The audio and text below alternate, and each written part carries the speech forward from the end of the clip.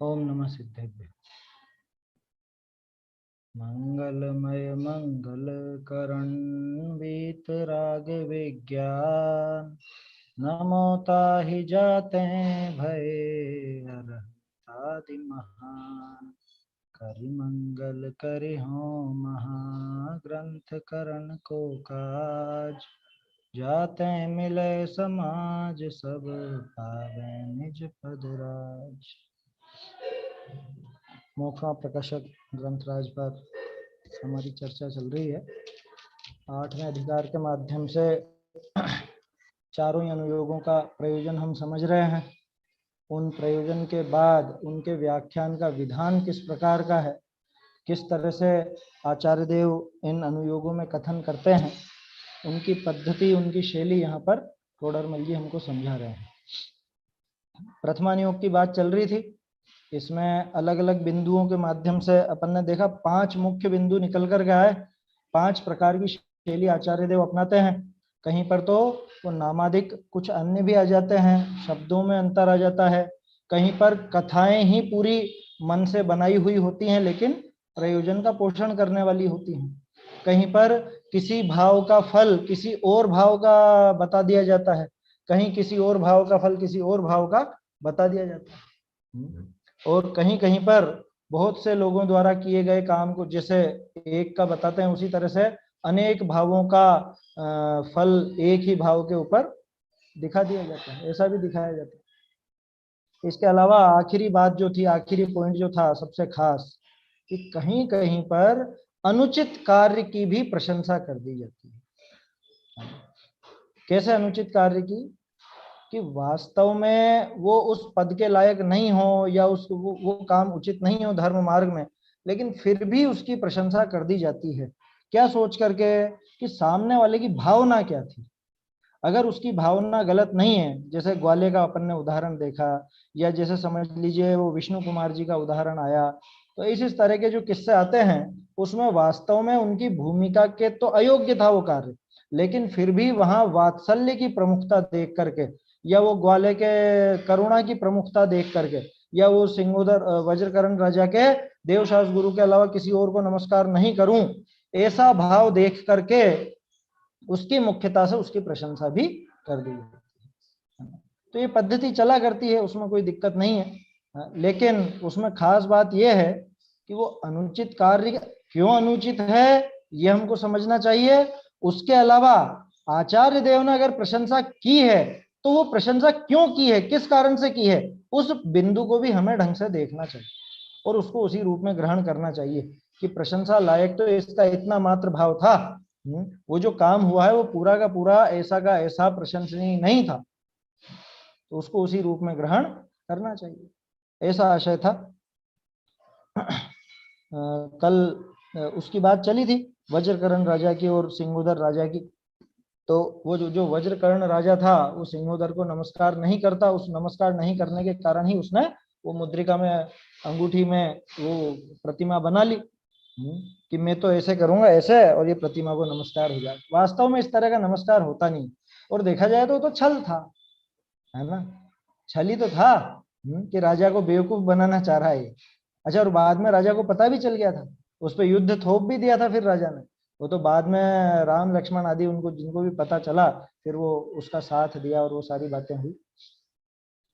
इसमें खास बात आई थी कि बड़े बड़े सम्यक दृष्टि भी राजा दिक को नमस्कार करते हैं, उसमें कोई दोष नहीं है क्या। लेकिन ध्यान रखिए किसको, कि धर्म पद्धति में ना हो, लौकिक पद्धति में हो, उसको तो नमस्कार कर लेंगे लौकिक पद्धति से। जैसे माता पिता हैं तो माता पिता के चरण स्पर्श कर लिए तो उसमें कोई वो मिथ्यात्व का दोष नहीं है कि अरे माँ बाप तो मिथ्या दृष्टि हैं, उनको कैसे नमस्कार कर लिया, देवशास गुरु के अलावा इनको नमस्कार कैसे कर लिया। या वो जो गुरु हैं, क्या वो जो गुरु जी हैं जिन्होंने पढ़ाया, बचपन में पढ़ाया, अब उनको कैसे नमस्कार कर लिया। ये सारी बातें किसी को ख्याल में ऐसी आए कि उनको नमस्कार नहीं किया जा सकता। अरे भाई लौकिक पद्धति में वो चलता है, कोई दिक्कत नहीं भाई। उनको देवशास गुरु मान करके तो नमस्कार नहीं किया ना, उनको अष्टद्रव्य से पूज्य तो नहीं माना ना, बस इतनी सी बात है। उनको अगर अष्टद्रव्य से पूज्य माने तो गड़बड़ है क्या। माता पिता का अभिवादन उनके चरण छू करके, चरण स्पर्श करके वैसे हो जाएगा, कोई दिक्कत नहीं। जो हमारे गुरुजन है, पढ़ाने वाले है ना, जिन्होंने पढ़ना लिखना सिखाया और बातें सिखाई, लौकिक बातें, उनको आप अभिवादन में नमस्कार करो, उनके चरण स्पर्श कर लो, उसमें कोई समस्या नहीं है। लेकिन अगर उनकी अष्ट द्रव्य से पूजा करने लगो, जैसे देवशास्त्र गुरु की पूजा की जाती है वैसे करने लगो, तो समस्या खड़ी होती है। तो वैसा तो किया नहीं था उसने, है ना, वैसा भाव तो होता नहीं है सम्यक दृष्टि जीवों का भी। तो सम्यक दृष्टि भी राजाधिक को नमस्कार करते हैं। भाई नौकरी करेंगे, सेवा करेंगे, तो जिसकी नौकरी कर रहे हैं उसको क्या नमस्कार नहीं करेंगे? करेगा, उसमें कोई दिक्कत नहीं है, तो उसमें कोई दोष नहीं है। और मुद्रिका में प्रतिमा रखने में तो अविनय होती है, यथावत विधि नहीं मिलती। पहली बात तो इस तरह की प्रतिमा नहीं बनेगी, प्रतिमा बना भी लो तो उचित नहीं है। इस बिंदु को वापस इसलिए ले रहा हूं मैं क्योंकि कुछ और बातें थी जो मुझे करनी थी। जैसे बहुत छोटी छोटी प्रतिमाओं की परंपरा बीच में चली, है ना, देखे होंगे आपने पुराने मंदिरों में 200-300 साल पहले बहुत छोटी छोटी प्रतिमा।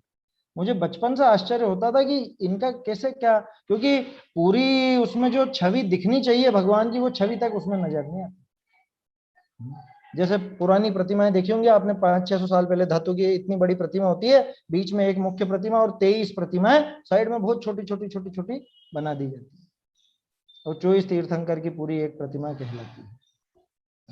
मैं ये नहीं कह रहा हूं कि अब वो पूज्य हैं कि अपूज्य हैं, भाई 100 वर्ष से अधिक पूजते पूजते हो गए तब तो पूज्य हो ही गई, लेकिन फिर भी उनमें वो भाव नहीं बनता जो एक सर्वांग पूरी बड़ी प्रतिमा में, जिसमें पूरे वीतराग भाव, वही जो प्रतिमा होती है उसमें जैसे भाव बैठते हैं, वैसे भाव ऐसी छोटी छोटी प्रतिमाओं में कभी नहीं बन पाते। बन ही नहीं सकता, आप करके देख लेंगे, नहीं बनता। इसलिए वो उचित नहीं है, वो शास्त्रोक्त विधि नहीं है। वो बन गई पहले सो बन गई, उनका अनुसरण करके क्या रे देखो पहले की भी बनी हुई है हम भी बना ले तो क्या दोष है, ऐसे फालतू में पीछे नहीं पड़ना, ऐसे कुतर्क नहीं करना। क्या अगर आपका भाव भी है कभी प्रतिमा आदि बनाने का, तो ऐसे जरा जरा सी इतनी सी प्रतिमा बना ले वो उचित नहीं है ना। कह रहे कैसे बात कर रहे हो, शास्त्रों में लिखा है जो के बराबर भी प्रतिमा बनाए तो वो भी इतने इतने पुण्य का भागी है और ऐसा। अरे वो प्रेरणा देने के लिए लिखा है, ये प्रथमा योग की शैली है, आप समझो ना ऐसा, वो प्रेरणा देना चाहते हैं आपको, क्या नहीं तो कौन बनवाएगा बताओ इतनी इतनी सी प्रतिमा। मैंने देखा, हमने तो जयपुर के मंदिरों में देखी है, इतना सा मंदिर ऐसा फोल्डिंग, वो ऐसा यूं बन जाता है, ऐसा मंदिर ये शिखर बन गया और वो यूं साइड से यूं खुल जाता है और बीचों बीच यहाँ प्रतिमा विराजमान, ऐसे ऐसे देखे बने हुए हमने, जयपुर में है ऐसा खूब, है ना, देखा होगा आप लोगों ने भी देखा होगा कहीं पर, पुराने हैं। अभी बताओ डिजाइन के लिए या छोटे से उस आकृति के लिए वो ठीक है, वो कलाकारी दिखाने के हिसाब से, लेकिन उसके अंदर भाव बैठेंगे क्या? अब ठीक है वो तो पूज्य है, पुरानी प्रतिमा प्रतिष्ठा भी उनकी हुई है, तो वो पूज्य तो है, वो अपूज्य हूं ऐसा नहीं कह रहा हूं मैं, लेकिन उसमें वो भाव वाही पना नहीं आ पाता जो एक पूरी सर्वांग बड़ी प्रतिमा में देखने में आता है। जैसे एक तो 5-6 फुट के अच्छी बढ़िया सुंदर प्रतिमा है जिसमें आपको पूरा पूरा चेहरा बिल्कुल नजर आ रहा है, एक एक उनके वो समझ लो जो भाव नजर आने चाहिए हैं मुख पर वैसे नजर आ रहे हैं, हाथ पांव बराबर अनुपात में वैसे हैं, तो जो भाव बनते हैं क्या वो इतनी सी प्रतिमा में बन पाएंगे? और फिर अब तो वो माइक्रो कलाकारी चल गई ना, माइक्रो माइक्रो क्या बोलते हैं, माइक्रो आर्टिस्ट, वो पेंसिल की नोक पर बना देते हैं, क्या इतने छोटे छोटे बना देते, चावल के दानों पर ही बना देंगे वो, और कुछ नहीं। तो वो शास्त्रोक्त विधि नहीं है, वैसी बनेगी नहीं, कभी ध्यान रखना। धातु और पाषाण की स्वीकृत है, अपने यहाँ तो लकड़ी की भी स्वीकृत नहीं। हाँ, तो फिर वो पेंसिल की नोक की कहाँ से स्वीकृत होगी? कोई वही ग्रेफाइट की बना करके रखवा ले वे, वो उचित नहीं है। वो आया समझ में? ग्रेफाइट होती है ना पेंसिल के अंदर जो नोक होती है, वो लीड, शीशा, क्या क्या बोलते हैं उसको, शीशा तो अलग चीज है, लेड जो होती है उसकी। तो कहने का अर्थ ये है कि भाई वहां जो वज्रकरण और सिंहोदर का किस्सा है, उससे अपने को इतनी बात सीखनी चाहिए कि उसका सिर्फ इतना भाव प्रशंसनीय था, कितना कि मैं किसी और के सामने नहीं झुकूंगा, है ना। लेकिन अगर वो झुक भी जाता मान लो, तो क्या उसका क्या सम्यक दर्शन नष्ट होता? क्या उसका कुछ मोक्ष मार्ग में बिगाड़ होता? अगर राजा को नमस्कार करता, कोई बिगाड़ नहीं होता। क्यों? क्योंकि राजा लौकिक पद्धति में है, उसको लौकिक जो अभिवादन किया जाता है, जो भी राजाओं को किया जाता होगा उस समय पे, है खम्मा घड़ी कि या फिर वो क्या नमस्कार या जो भी राजा साहिब की जय हो, जो भी बोला जाता हो, तो उसमें कोई वो मिथ्यात्व तो नहीं है, या उसमें कोई मोक्ष मार्ग नष्ट हो गया, ऐसा नहीं है। क्यों नहीं है? क्योंकि जैसे देवशास्त्र गुरु को पूज्य के स्थान पर रखा है, जैसे देवशास्त्र गुरु की अष्ट द्रव्य से पूजा की है, क्या वैसी पूजा करने की बात थी क्या? कि नहीं थी, लौकिक अभिवादन की बात थी। सामने गए तो उनको क्या, कैसे वो जो भी करते हो। प्लास्टिक की मूर्ति भी पूजनीय नहीं है क्या? बिल्कुल भी नहीं है ना? ऐसा प्रश्न आया है। बिल्कुल भी पूजनीय नहीं, प्लास्टिक की मूर्ति नहीं होती। प्लास्टिक तो बिल्कुल हल्की चीज है, सबसे हल्की चीज है। आया समझ में? प्लास्टिक की मूर्ति छोड़ो, वो सिंहासन आदि पे जो प्लास्टिक के वो नकली नग लगा दिए जाते हैं ना डिजाइनदार, वो उचित नहीं है बिल्कुल भी। प्लास्टिक बिल्कुल हल्की धातु है। धातु का धातु तो है ही नहीं वो, प्लास्टिक धातु का है। उसकी कीमत क्या? प्लास्टिक की क्या कीमत? कबाड़े में बिकता 2 रुपए किलो। जैसे अपन कहीं बाहर जाते हैं और वहां हाँ। से छोटी छोटी प्रतिमाएं ले आते हैं, तो घर में रखना उचित है या नहीं? देखो, वो उनके जैसे चित्र आप लगाते हो, वैसे घर में एक स्मरण के लिए रखना हो तो रख लो, लेकिन उसमें एक तो परिपाटी बिगड़ने का भय है। भय क्या है? कि अगर आप बच्चों को नहीं सिखा पाए, या आप वो अपने घर वालों को नहीं बता पाए कि भैया ये पूजनीय नहीं है, इनके नमस्कार आदि नहीं होता है, तो वो गड़बड़ पड़ेगी। वो उसी के हाथ जोड़ने लग जाएंगे, उसी की वो दिया बत्ती अगरबत्ती सब करने लग जाएंगे थोड़े समय। मैंने देखा है बहुत सी जगह पे, तो छोटी छोटी सी प्लास्टिक की या वो जो बनी हुई आती है वो रख लेते हैं। शाम को सारे घर वाले बैठ के वहां पे अगरबत्ती लेके और वो आरती करने लग जाते हैं, दिया बत्ती लगाने लग जाते हैं। ये काम का होने लग जाता है। ये उसमें नुकसान है। बाकी आपको उनकी याद आए, ऐसे जैसे घर पे दूसरों के चित्र लगाते हो, ऐसे भगवान का चित्र वगैरह देख करके वो याद आए, उस दृष्टिकोण से रखा है तो उसको पूरी तरह गलत नहीं कहा जा सकता। लेकिन वो पूजनीय नहीं है, ये आप पक्का दिमाग में रखें, और घर वालों को भी स्पष्ट करें, बच्चों को बचपन से सिखाएं कि भगवान ऐसे दिखते हैं, ये भगवान नहीं है, लेकिन ये नमस्कार करने लायक नहीं है। तो क्या उनकी अभिनय होगी? क्या अभिनय भी नहीं होगी। वो ऊंचे उस स्थान पर, जो भी वो आलिया हो या ताक हो, टांड हो, जो जो भी ऊंची जगह है, वहां पर आप उनको रख सकते हैं। जैसे चित्र लगा के रखते हैं कि नहीं दीवारों पर, उस तरह से वो रखे जा सकते हैं। अरे लेकिन जरूरत क्यों पड़े? रोज मंदिर जाने वाले को घर में रखने की जरूरत क्या? क्या एक और क्या क्या बात है? ये मैं देख नहीं पाया है, क्या चीज है ये? क्या जयपुर से अच्छी बिना पंचकल्याण किए पत्थर की अच्छी मूर्ति घर में रख सकते हैं? नहीं। घर में रखने का प्रयोजन क्या है? घर में रखने का प्रयोजन क्या है? देखिए, मैं इस चीज को मैंने पहले मैं सोचता था कि अच्छी बात है घर में रखी रहे एक प्रतिमा, बिना प्रतिष्ठा की हम लेकर के आ जाएं। कि आप जो अभी मैंने बताया ना, ये आगे खड़ी हो जाएगी। और मैं ये स्पष्ट देख चुका हूं कुछ लोगों ने, है ना? अब मैं जगह नहीं बताऊंगा और व्यक्ति के नाम नहीं बताऊंगा, लेकिन मैं एक बार गया था अष्टानिका में, वहां कुछ लोगों ने क्या कर रखा है, ये जैसे दीवार है ना, तो दीवार जैसे मोटी दीवार है, उसी में उन्होंने एक वो खांचा बनवाया, आलिया वगैरह और वो इस तरह का बनवा लिया है, और उसी के अंदर वो प्रतिमा वहां पर विराजमान कर दी। क्या? और फिर पहले तो अप्रतिष्ठित थी, लेकिन उसी को वो नमस्कार कर लेते कभी, उन्हीं को करने लग गए। धीरे धीरे वहां पे प्रमाद आ जाएगा, वो मंदिर भी छूटेंगे। तो घर पे मत कीजिए, बिल्कुल मत कीजिए। अशुद्धता का स्थान है घर पे।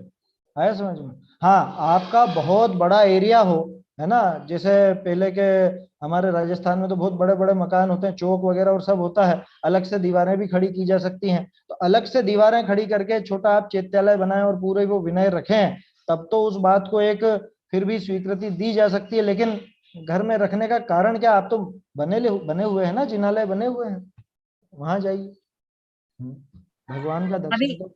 अभी थोड़े दिन पहले तो इन बातों के लिए काट हम्म, करी थी कि भाई घर पे ये बिना प्रतिष्ठित ये शो की इनकी आती है ना प्रतिमाएं, वो हाँ भी हाँ नहीं हाँ रखनी चाहिए। कहीं इनमें हाँ। ना आत्मा घुस जाएगी, कोई कोई आके। आत्मा आत्मा तो कुछ भी नहीं घुसे, है नहीं, ये ना? बताया था मतलब का कोई मूर्तियां वगैरह मत रखो घर में ऐसे। हाँ, नहीं वो तो ऐसे ही मजाक की बात है ना? लेकिन वो उचित नहीं है। उससे क्या, पद्धति बिगड़ने का भय ज्यादा है।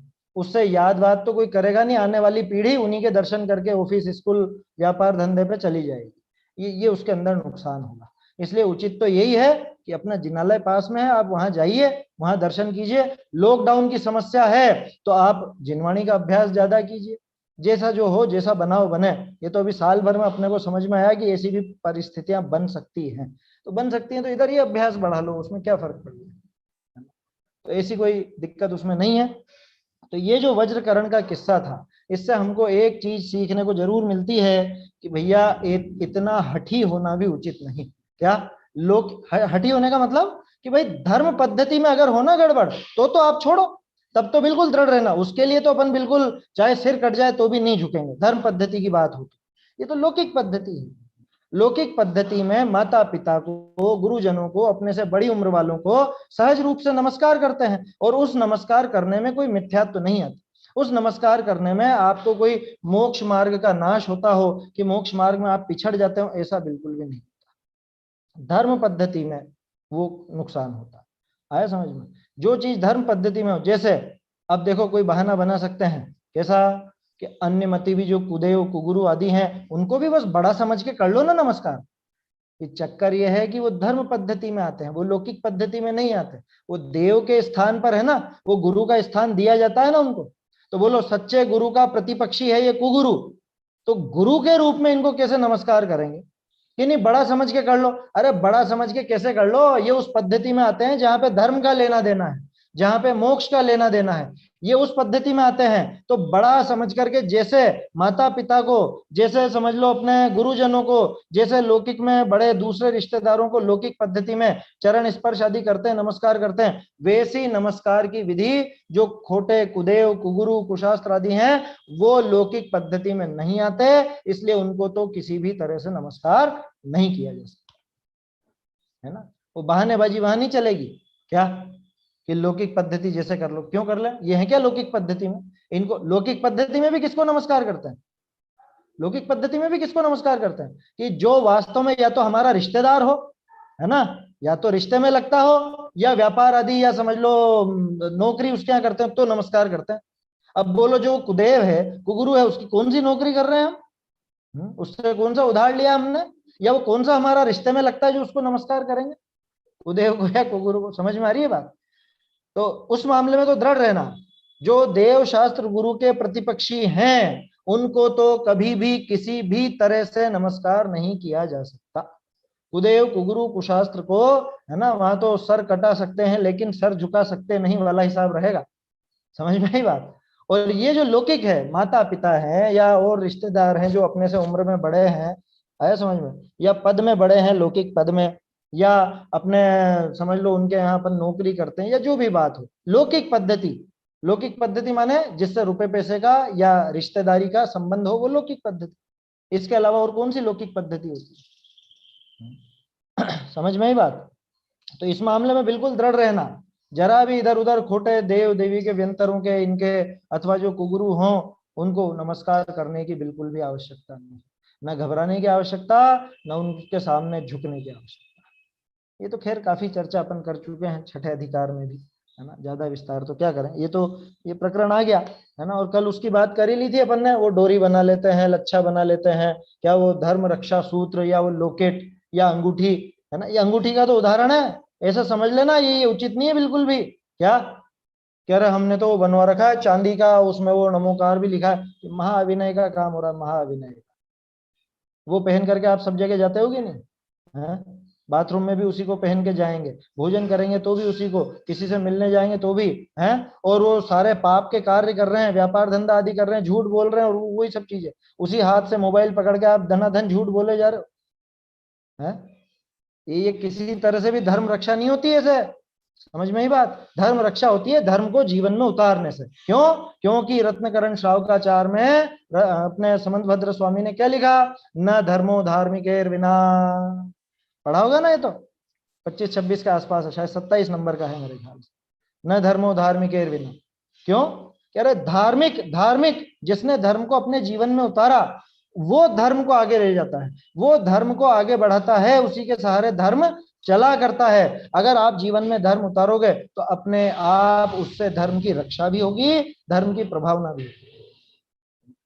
कह रहे जेनी इतने कम बचे हैं, कम बचे हैं, कम बचे हैं, संख्या बढ़ाओ, संख्या बढ़ाओ। संख्या बढ़ाने से क्या होगा? जितने हैं कम से कम वो तो सच्चे जैन बन जाए, हैं। आप जितने गिनते हो वो तो मंदिर पहुंच जाए, वो तो अभी रात्रि भोजन छोड़ दें, वो तो बाजार का छोड़ दें, कि अभक्ष भक्षण छोड़ दें, अभी उतने ही जैन बना लो। आप कहते हो 45 लाख, मैं कहता हूँ 45,000 भी नहीं है। समझ में ही बात? 45,000 भी नहीं इस तरह के। तो पहले उनको बना लो, संख्या बढ़ाने की बात तो जो भी है वो सामाजिक पद्धति से वैसी जो भी देखना है, उसकी तो क्या बात की जाए। और कम ही रहेंगे, कम ही रहते आए हैं, आगे भी कम ही होते जाएंगे, पंचम काल के अंत तक धीरे धीरे धीरे धीरे ऐसे ही होगा। मैं ये नहीं कह रहा हूं कि समाप्त हो, लेकिन ये तो होना है ना। और कर कौन रहा है, नाश कौन कर रहा है? नाश कौन कर रहा है? कह रहे देखो हमने ये बांध लिया, हमने बचा लिया, कैसे बच जाएगा? तुमने जैन धर्म बचा लिया कि तुम रात्रि भोजन छोड़ो, आलू प्याज अभक्ष भक्षण छोड़ो, बाजार का खाना छोड़ो, तब जैन धर्म बचेगा। वो है रक्षा सूत्र, उसको कहते हैं रक्षा सूत्र। और मैंने तो लच्छा बांध लिया यहाँ पे, या नमोकार मंत्र का वो बांध लिया, या अरहंत भगवान की फोटो लगा के लोकेट पहन लिया, या मूर्ति में जैसे ये वज्रकरण राजा का आया ऐसा कर लिया। ऐसे कुछ नहीं होने वाला, ऐसे नहीं होने वाला है कुछ। आप देखो ना, कितने कितने मंदिर नष्ट हो गए अपने, कितने मंदिर परिवर्तित हो गए, दूसरी जगह चले गए, दूसरे लोगों ने हथिया लिए, गड़बड़ा लिए। अभी नीचे जमीन में खुदाई में जितनी प्रतिमाएं मिलती हैं 99% जैनों की निकलती है। क्या हुआ? ये तो इतनी इतनी थी, ये सब जमीन से निकल क्यों रही है? निकल रही है वो तो बहुत खुशी की बात है, लेकिन जमीन में क्यों गई है? ये नाश क्यों हुआ? ये बिगाड़ क्यों हुआ? ये भी तो सोचो। कि धर्म की रक्षा करेंगे, कैसे करोगे धर्म की रक्षा? जैन बनेंगे, जैन आचरण करेंगे, जैन धर्म के अनुसार हम रहेंगे, जिनेंद्र भगवान की आज्ञा मानेंगे, तो वो धर्म बचेगा, तो ही प्रतिमाएं बचेंगी, तो ही मंदिर बचेंगे जितने भी। नहीं तो बनाए जाओ आप। बनाते क्या है? वो दीवारें और वही तो है, वहां से तो वो प्रतिमा हटाई, उसके बाद क्या है? कोई भी दूसरा कुछ भी कब्जा करेगा। तो वो रक्षा तो तब होगी जब वास्तव में आप आचरण करोगे, आप जैन धर्म के अनुसार आचरण करोगे, जैन धर्म का पालन हम करेंगे, तब जाकर के वो रक्षा होती है। ये जो विधियां, ये इसके अंदर बात है ना, मुद्रिका में रख ली है, लोकेट में, और भी मेरे को 2-3 चीजें याद है, बाकी किसी को और कुछ ध्यान हो तो बता देना। आने वाले समय में क्या पता ऐसे कुर्ते, ऐसी साड़ियां नमोकार लिखी हुई वो भी चल जाए, कोई बड़ी बात नहीं। अन्य मतियों की तो चल गई थी ना, विवाद भी हो जाते थे, अखबारों में भी आ जाती थी कि अरे देखो ये राम नाम की ये चद्दर लपेटे रहते हैं, या राम नाम की साड़ी पहन ली इन्होंने, तो वो हंगामा हो गया। समझ में ही बात? अरे विदेशों में अभी थोड़े पिछले साल या पिछले के पिछले साल का किस्सा है कुछ, वो क्या था, शायद वो चप्पल बनाई कोई कंपनी ने, और उस चप्पल पर वो अपने भगवान का चित्र ऐसा बनाया हुआ था। बोलो।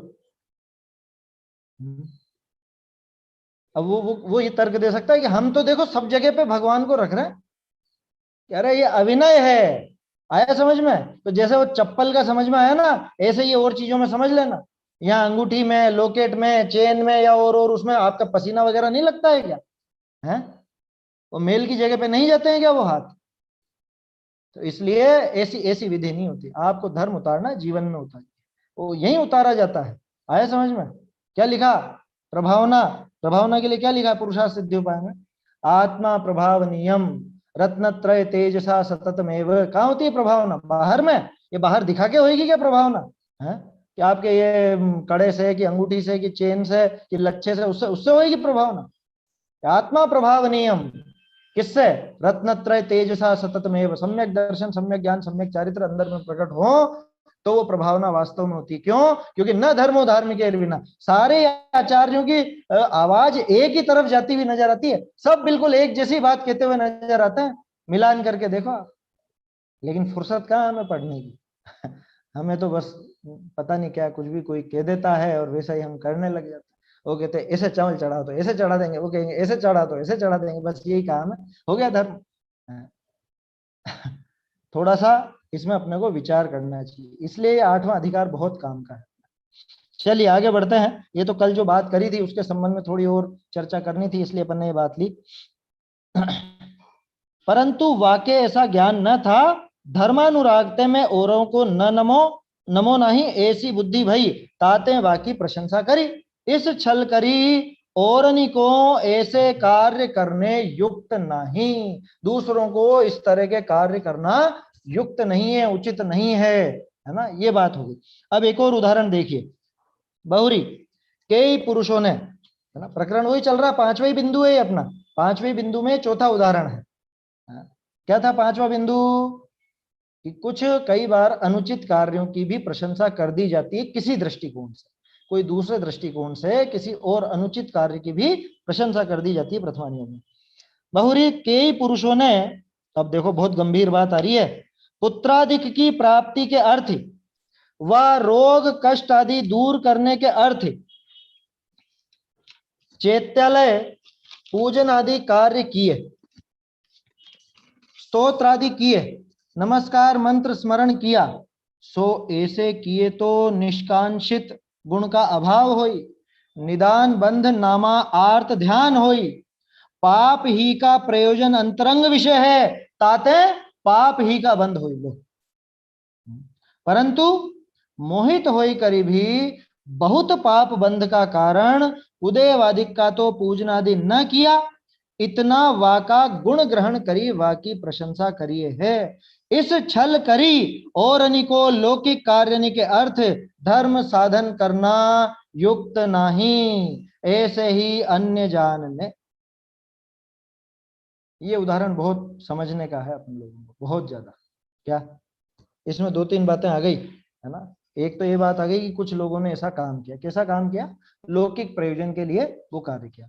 कौन सा लौकिक प्रयोजन, कि पुत्र आदि के लिए, या रोग दूर करने के लिए, या कष्ट दूर करने के लिए, व्यापार आदि अच्छा बढ़ जाए इसलिए, परीक्षा में पास हो जाऊं इसलिए, बच्चे बच्ची की शादी हो जाए इसलिए, है ना। और भी जो जो दिमाग में आए आपके लगा लीजिएगा। लौकिक प्रयोजन, सांसारिक प्रयोजन के लिए, वो सांसारिक प्रयोजन की पूर्ति के लिए क्या किया, बच्चा बच्ची चाहिए तो एक काम करो, महावीर जी चलो, महावीर जी देंगे बच्चा। भूत उतारना है, पदमपुरा चलेगा है। या शनि, वो क्या क्या बोलते हैं उसको, शनि की बाधा मिटानी है तो कौन सी जगह है, केशवराय पाठन चले जाओ, हमारे इधर आते हैं। अष्टग्रह निवारक, हाँ अष्टग्रह निवारक, क्या क्या होता है, शनिग्रह निवारक, शनिग्रह निवारक है ना, अष्ट क्या हो। अब वहां तो गजब ही हाल हो रहा, 9 ग्रह बना दिए गए हैं, 9 ग्रहों के 9 भगवान वहां पे विराजमान कर दे। एक इंदौर में बना है मंदिर, 9 ग्रह मंदिर अपना बनवा दिया किसी ने।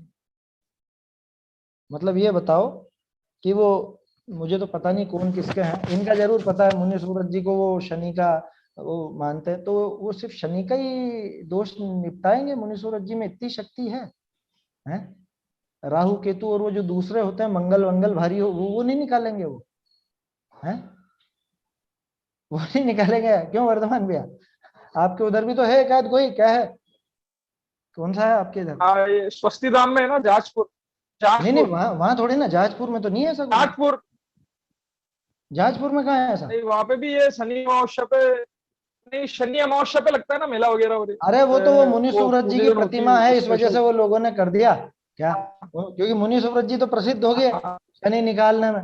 और वो पार्श्वनाथ जी कौन से, रवि के हैं कौन से, मुझे पता नहीं है ज्यादा, 2-3 के ध्यान है बस मुझे। शांतिनाथ जी शांति के कर्ता जगत प्रसिद्ध है ही सही, महावीर स्वामी बच्चे बच्ची देने वाले है ना, और भूत उतारने में पदमपुरा के पदम प्रभ जी, ये यही है, यही ज्यादा नाम चलता है। या फिर तिजारा के वो चंद्र प्रभ जी, क्या तरह तरह के यही काम रह गया इनको, यही काम मिला बस।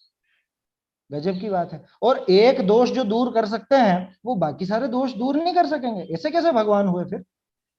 ये भी तो विचार करो कि अकेला शनि का ही दोष दूर करा, मेरा तो मंगल भारी है, तो मंगल का दोष दूर कराने के लिए उनके पास नहीं जाऊं फिर मुनि सूरज जी मेरे किस काम के हैं?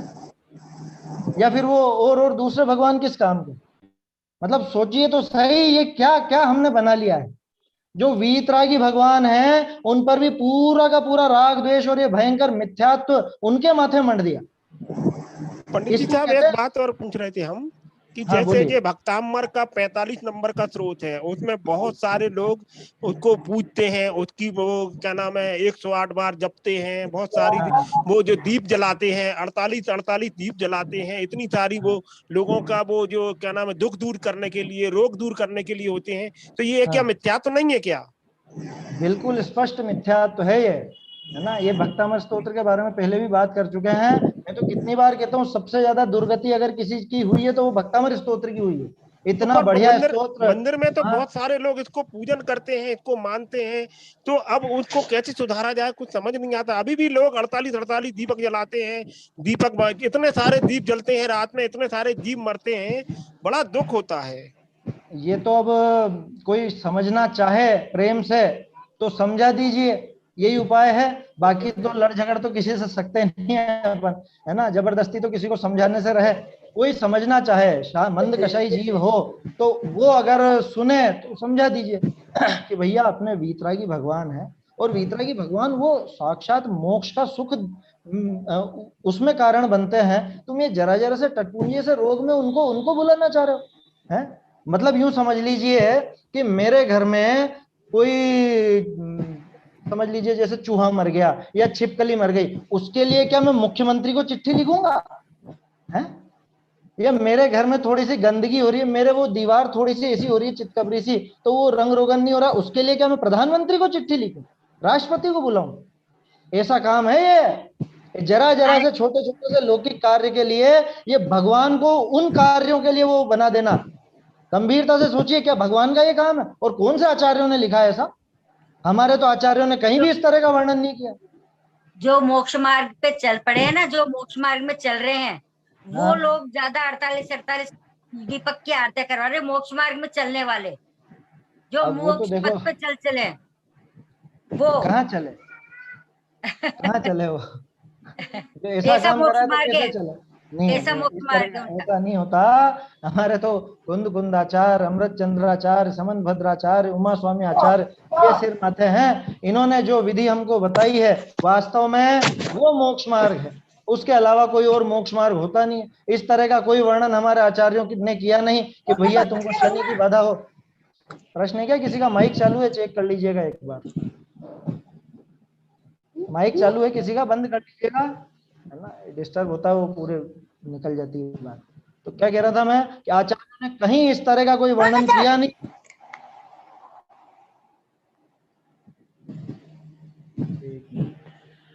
माइक अपना अपना देख लीजिए। चलिए, मेरी आवाज तो आ रही है ना? हाँ ठीक है। तो क्या कह रहा था मैं कि आचार्यों ने कहीं इस तरह से नहीं लिखा कि शनि तुम्हारा भारी है तो मुनि सूरज जी करेंगे, या मंगल भारी है तो वो करेंगे, और वो चाहिए तो वो करेंगे। अब विचार तो कीजिए, हमारे जो तीर्थंकर हैं, हमारे जो भगवान है, वो मोक्ष मार्ग बताने वाले हैं, अनंत सुख देने वाले हैं। यहाँ तो अपन कहते हैं जन्म मृत्यु विनाशनाय है, जन्म जरा मरण के नाश के लिए हम वो सारे काम करते हैं, और हम इन्हीं इन्हीं चीजों में उलझ रहे हैं कि हमारा ये ग्रह मतलब अरिष्ट का निवारण हो जाए, हमारे पुत्राधिक की प्राप्ति हो जाए। कैसे कराएंगे बताओ? महावीर स्वामी के खुद के पुत्र नहीं थे, वो आपको पुत्र कैसे देंगे? हैं? उनका खुद का विवाह नहीं हुआ था। समझ में आई बात, है ना? और तो क्या भगवान में इतनी भी शक्ति नहीं है क्या? अरे भगवान में इतनी शक्ति, भगवान से पूछो, भगवान अनंत शक्तिवान है, लेकिन भगवान ऐसे ऐसे पुद्गल का काम करने बैठे हैं, अन्य कार्य करने बैठे हैं, लौकिक कार्य, ऐसी शक्ति तो उनमें भी नहीं है। ये पक्की बात है, ऐसी शक्ति नहीं, ऐसा काम करते ही नहीं है। अनंत शक्तिवान कहा जाता है अपने यहाँ, सर्वशक्तिवान नहीं कहा जाता। ऐसी बात भी चलती है क्या? कहने में भले कह दो सर्वशक्तिवान, लेकिन सर्वशक्तिमान का अर्थ क्या है यहाँ पर? उसका क्या अर्थ है? सर्वशक्तिमान हो तो फिर भगवान के माथे आ जाएगा सारा का सारा काम। कैसा काम आ जाएगा कि जितने भी एक्सीडेंट है उनको टालो, सबसे पहले तो क्या वो होने ही मत दो, जितने भी मर रहे हैं उनको मरने से बचा लो, जो भी पैदा हो रहे हैं उनको ढंग से वो पैदा हो जाएं, जिनके बच्चे बच्ची नहीं उनके यही काम बचा भगवान को। वो अनंत सुख भोगेंगे अपना कि ये जरा जरा से छोटे छोटे से काम देखेंगे। वो राष्ट्रपति आपके घर पर आके झाड़ू लगाएगा क्या? ये तो सोचिए हम क्या कराना चाह रहे हैं भगवान से। गंभीरता से विचार करने की बातें हैं ये तो बीच में थोड़ा चल पड़ा ऐसा तंत्र मंत्र यंत्र का, और पता नहीं जाने क्या क्या बातें। अब यहाँ इसीलिए टोडरमल जी ने ये बिंदु लिखा कि किन्हीं पुरुषों ने क्या पुत्राधिक की प्राप्ति के लिए, रोग कष्ट दूर आदि करने के लिए, क्योंकि प्रथमान युग में ऐसी कहानियां भी आ गई। एक चीज और बताऊं, मूल जो आचार्यों के पुराण हैं उनमें इस तरह के किस्से नहीं है। ये तो बाद में जो समझ लो जैसे भट्टारक युग आया या और भी साहित्यकार हुए, है ना, तो उस समय पर कुछ इस तरह की कहानियां भी चल पड़ी क्या कि किसी को जहर चढ़ गया तो जहर उतारने के लिए वो स्तोत्र की रचना हो गई, किसी को बच्चे बच्चे नहीं थे तो वो स्तोत्र की रचना हो गई, किसी के ऐसी ऐसी बीमारी थी तो उस बीमारी के लिए स्तोत्र की रचना हो गई है। तो ऐसे भी रोग कष्ट आदि दूर करने के लिए भी ये चैत्यालय पूजन आदि ये सारे काम किए, है ना, स्तोत्र आदि किए, या नमस्कार मंत्र का स्मरण भी किया। अब सोचो, नमोकार मंत्र, अनादि निधन मंत्र, है। सबसे बड़ा मंत्र जो अपना कहलाता है उसको अपन क्या सोचते हैं कि एक काम करो, ऐसी ऐसी गलती होगी, ये हो गया, एक काम करो तुम तो इसकी माला फेरो और छुट्टी पाओ। या ऐसा विपरीत चल रहा है, अपने परिस्थितियां प्रतिकूल चल रही हैं तो इसकी माला फेरो और छुट्टी। बस आपको बताऊं इससे क्या नुकसान होगा, है? नुकसान इससे ये होगा, मान लो पिछले पुण्य का उदय अगर नहीं हो तो वो सामने वाले का तो प्रतिकूलता मिटेगी नहीं, उसका सच्चे देव से भरोसा टूट जाएगा, ये बड़ा नुकसान होगा। और ये हुआ है, वास्तव में हुआ है, प्रैक्टिकल हमने देखा इस साल भर में। क्या पहले भी सुना चुका हूं 2-1 बार ये किस्सा, है ना। वो परिवार जनों ने अपने जो समझ लीजिए 2-1 जनों को कोरोना हो गया और ऐसा हो गया, अब उसके लिए वो जगह जगह पर उन्होंने विधान करवाए, जगह जगह पे उनके नाम की शांति धाराएं हुई और ये हुआ वो हुआ, और घर में 2-3 जनों की डेथ हो गई कोरोना से। और टीके वीके लगाने के बाद भी, है ना, वो टीके का किस्सा भी मैं नहीं छेड़ना चाह रहा हूँ, उसके बाद भी ये सारा बन गया, ठीक है। अब वो क्या बोलते हैं, क्या फायदा ऐसे धर्म का, ये उनके शब्द हैं, असली में असली किस्सा बता रहा हूं मैं आप लोगों को। क्या फायदा ऐसे धर्म का, हमने तो जिंदगी भर ये धर्म करा। उनकी नजर में जो धर्म लगता था उनको क्या लगता था कि अपने ये बीमारी है, अपन ये विधान करवा दो, वहां पे करवा दो, उनके मार्फत करवा दो, उनसे शांति धारा करवा दो, क्या किन से भी, जिनको भी बड़ा समझते हैं वो, उनसे करवा दो, तब तो बच जाएंगे। ऐसे ठगे गए, ऐसे खुद के द्वारा ठगे गए, और क्या, खुद ने ऐसी मान्यता बना ली कि इससे अपना ये रोग निवारण हो जाएगा, इससे ये दुख निवारण हो जाएगा, और ये हो जाएगा वो हो जाएगा, बच जाएंगे। अब बचे तो नहीं, तो क्या हुआ, वो विश्वास पूरा का पूरा ताश के पत्तों की तरह ढह गया, एक झटके में ढह गया, क्योंकि उनकी नजर में धर्म ही उतना ही था। तो दिख गया ना कि ये भगवान तो कुछ भी काम के नहीं रहे, ये विधान तो कुछ भी काम का नहीं रहा, ये जो ये चला, ये शांति धारा और ये तंत्र मंत्र और ये पाठ और इतनी समझ लीजिए जो जो भी उन्होंने क्रियाएं करी, कि ये तो कुछ भी काम नहीं आया। तो बोलो क्या हुआ, उल्टा वो सच्चे देवशास गुरु को छोड़ बैठे।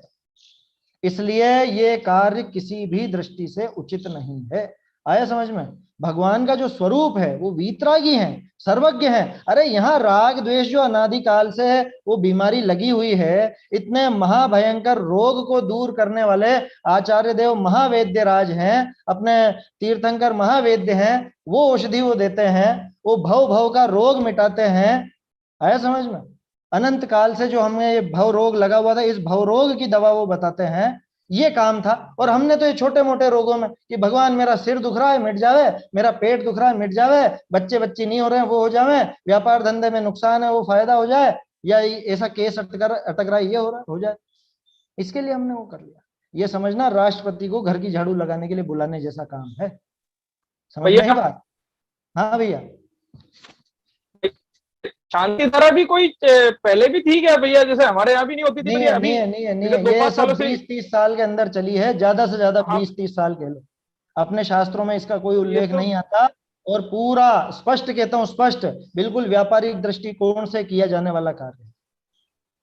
मैंने तो देखा है कितनी जगह, कहीं पर सारे संपूर्ण भारत, अब वो जो चल पड़ी देखो, तो हाँ हाँ हाँ चल पड़ी है, तो उसमें क्या बड़ी बात है, पूरी दुनिया भर में कुमत फैले हुए हैं, उसमें क्या बड़ी बात है ना। खोटे मत तो पूरी दुनिया में फैले हैं, है ना।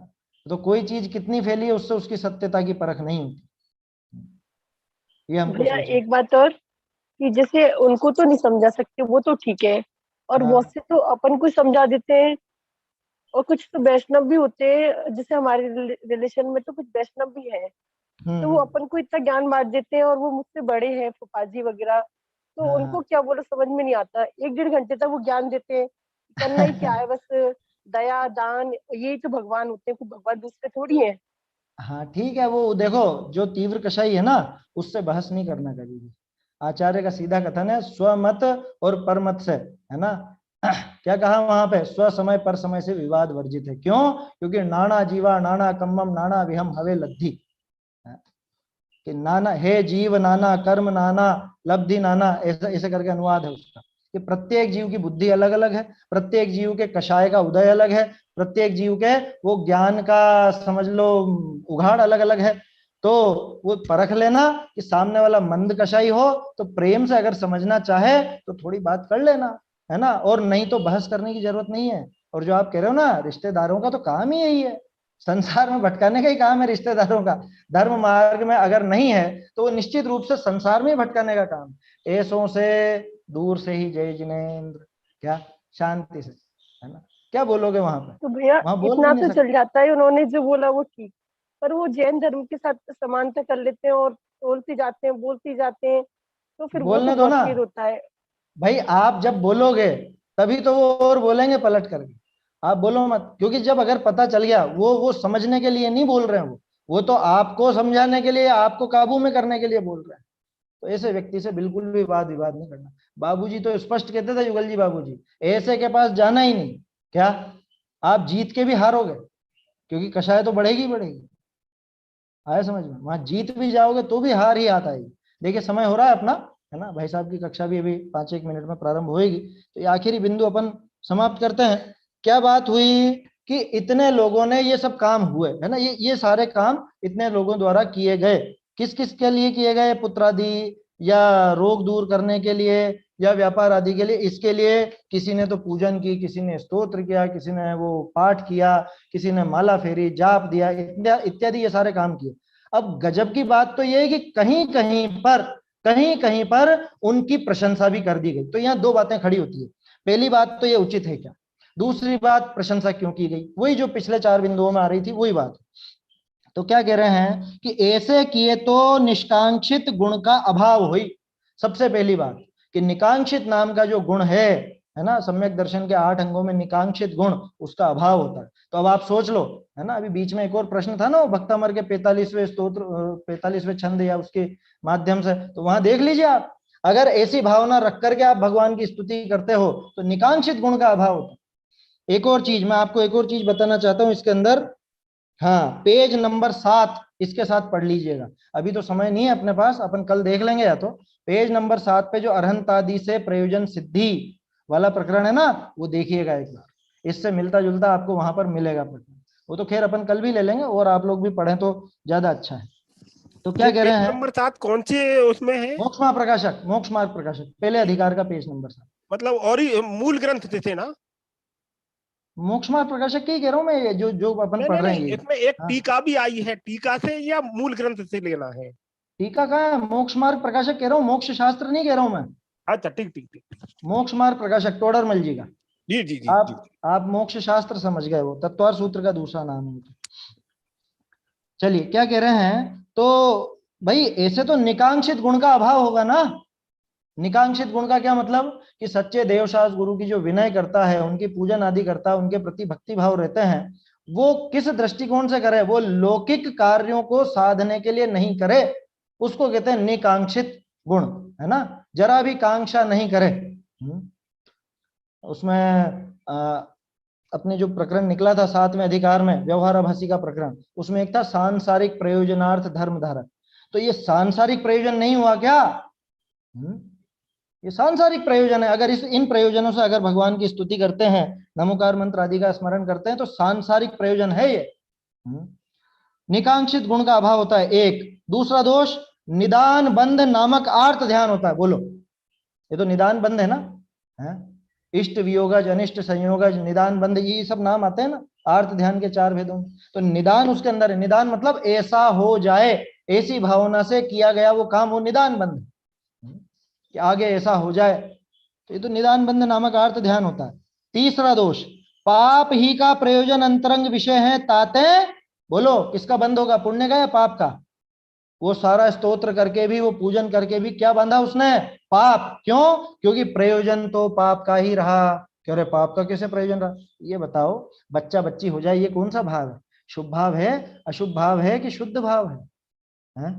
अशुभ भाव है ना। तो अशुभ भाव तो पाप का ही बंधन होगा उससे। समझ में आ रही है बात? ये व्यापार बढ़ जाए, व्यापार का घाटा जो हो रहा है ये निकल जाए, इससे क्या होगा? ये पाप का ही भाव है, तो पाप का ही बंधन होगा। तो ये 3 दोष इसमें समझ लेना। कोई अगर ऐसा सोच करके करे, ये जो काम यहाँ पर बताए हैं उनको सोच करके अगर स्तुति पूजन विधान इत्यादि करे, तो सबसे पहली बात तो निकांक्षित गुण का अभाव होता है। तो ये सम्यक दर्शन तो यूं ही गया, क्योंकि उसका व्यवहार रूप ही नहीं आ रहा है सामने। दूसरा, निदान बंध नामक अर्थ ध्यान होता है। तीसरा, पाप ही का प्रयोजन अंतरंग में है, 100% पाप का ही प्रयोजन। अभी समय हो रहा है, नहीं तो और डिटेल में अपन ये बात लेते हैं। परंतु मोहित होकर भी, अब ये दूसरा प्रश्न जो था अपना कि ठीक है साहब गलत तो है, ये तो समझ में आ गई, प्रशंसा क्यों करी आचार्य ने?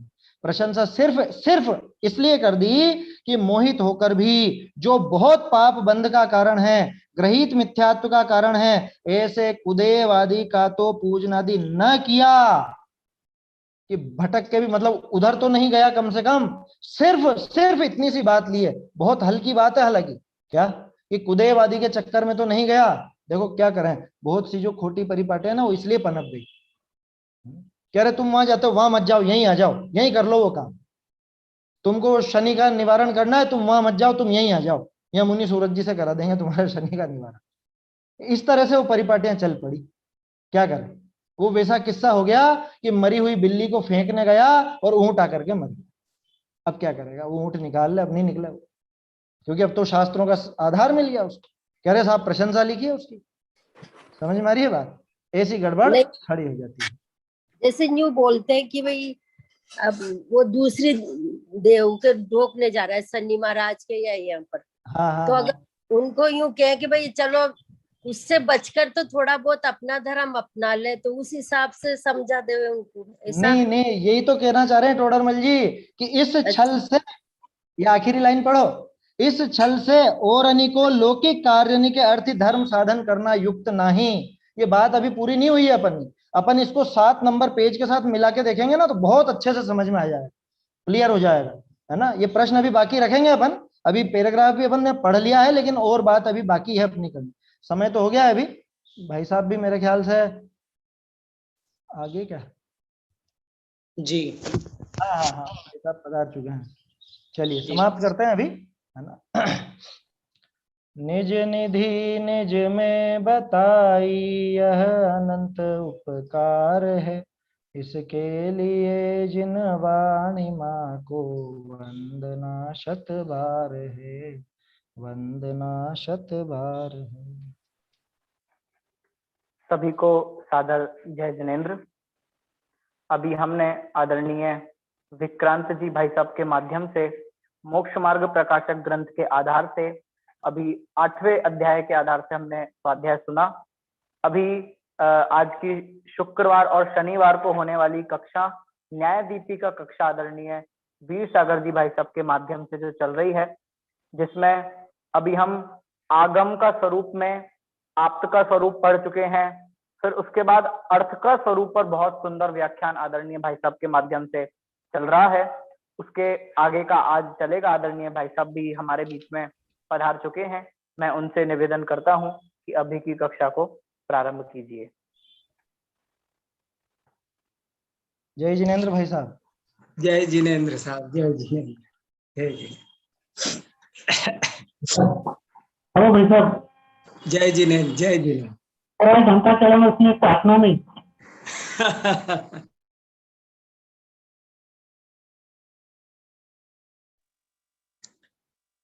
श्रीवर्धमान मर्हंथं नत्वा बाल प्रबुद्धये विरच्यते मित स्पष्ट संदर्भ न्याय दीपिका।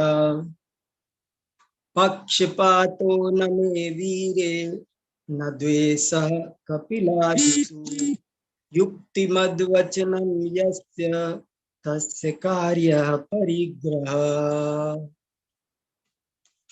हम सब न्याय शास्त्र का अध्ययन कर रहे हैं, जो एक बहुत ही जरूरी विषय है। और अब मंगलाचरण के साथ साथ एक और भी श्लोक में बहुत दिन से पढ़ रहा हूँ। मुझे उम्मीद है कि आपको अब वो श्लोक भी याद हो गया होगा।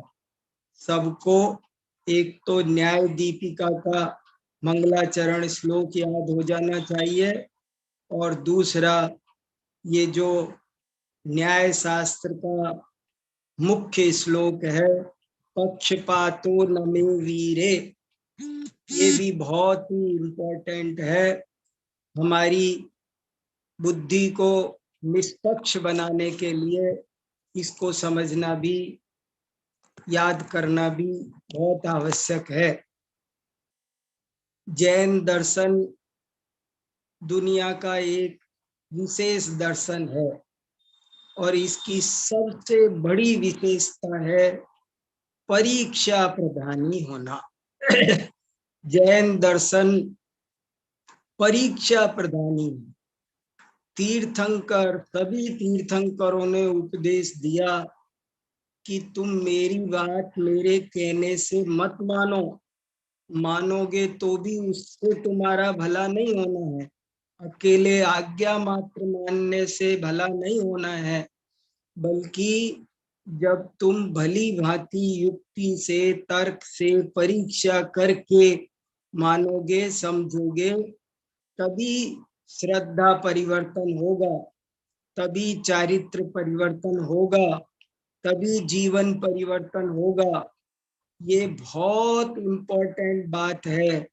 परीक्षा करो, परीक्षा करो, स्वयं निर्णय करो। तुम स्वयं निर्णय करने में समर्थ हो, किसी के कहने से मत मानो। किसी के कहने से मानोगे, आज किसी के कहने से मानोगे तो कल किसी के कहने से मानना छोड़ भी दोगे। उसमें दम कहाँ रहा? दम तो तब पैदा होगी जब तुम स्वयं परीक्षा करोगे। जैन दर्शन की सर्वोपरि विशेषता है। जब हम आप्तमीमांसा पढ़ेंगे तब देखेंगे कि कैसे आचार्य देव तीर्थंकर की भी परीक्षा करते हैं, और परीक्षा भी ठोस परीक्षा। देवता आते हैं, आकाश में गमन करते हो, इन चीजों से आप महान नहीं हो। देवागम नभोयानाच्छामरादि विभूतया माया विश्वपि दृश्यन्ते नातस्त्वमसि नो महान। तो एक तो देखो भाई, मैं बहुत जोर देकर ये कहना चाहता हूँ, हम सब जो भी लोग न्याय शास्त्र पढ़ रहे हैं, उनकी, हमारी सब की ये ड्यूटी है कि हम इस बात को बहुत अच्छी तरह समझें कि जैन दर्शन परीक्षा प्रधानी है, और इस बात को दूसरों को भी बताएं। ये एक विज्ञान है, ये एक तर्क और युक्ति पर आधारित है, अंधश्रद्धा का मामला नहीं है। जो किसी के कहने से मानेंगे तो निर्णय नहीं हुआ अपना, किसी के कहने से छोड़ा भी जाएगा। देखो बहुत बातें हैं, क्या बताऊं, लेकिन समय सार की 5वीं गाथा में ऐसा लिखा कि मुझे इस तत्व ज्ञान की प्राप्ति कैसे हुई। आचार्य महाराज कह रहे मुझे कैसे इस तत्व ज्ञान की प्राप्ति हुई, तो वे 4 कारण बताते हैं। आगम का सेवन, युक्ति का अवलंबन, परापर गुरु का उपदेश और स्वानुभव। अब आप देखो कितनी बड़ी बात है कि उन्होंने आगम का सेवन पर्याप्त नहीं माना। केवल आगम पढ़ के काम चल सकता है क्या? हमारा आगम का प्रकरण चल रहा है ना, तो देखो का केवल आगम के सेवन से काम नहीं चलेगा।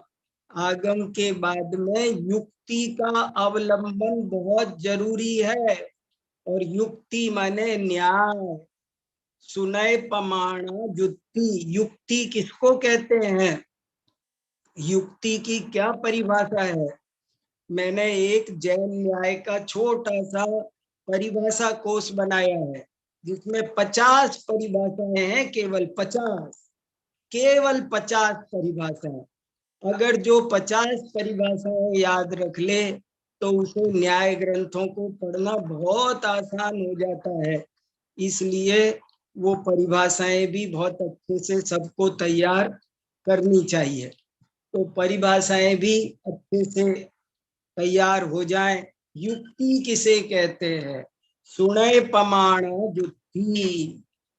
सुनय और प्रमाण को युक्ति कहते हैं। नय प्रमाणात्मको न्याय, ये न्याय की परिभाषा है, यही युक्ति की परिभाषा है। तो युक्ति के अवलंबन से तत्व निर्णय होगा, उसके बिना बात बनने वाली नहीं है। देखो, आज सुबह मैंने पूज्य गुरुदेव श्री का एक वाक्य सुना, मुझे इतना आनंद आया। बार बार कहते हैं, वो पहले भी सुन रखा है, आज फिर उसे पढ़ा तो बहुत स्मृति मजबूत हुई, बहुत आनंद आया। वो कहते हैं, हूँ परमात्मा छू एम निर्णय कर, हूँ परमात्मा छू एम नक्की कर, और हूँ परमात्मा छू एम अनुभव। मुझे ये इतना अच्छा लगा, इतना अच्छा लगा, इतना आनंद आया। फिर सुनो, बहुत मार्मिक है, ज्यादा डिटेल करने का अभी समय नहीं, पर ये 3 लाइनों में द्वादशांग भरा है। इतनी बढ़िया लाइन है। क्या?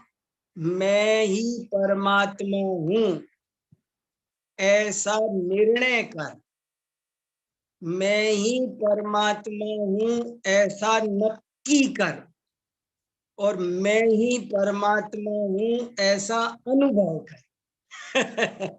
क्या फर्क पड़ा तीनों में? निर्णय ज्ञान की पर्याय है, नक्की श्रद्धा की पर्याय है, अनुभव चारित्र की पर्याय है। मैं ही परमात्मा, और पहले क्या कहा?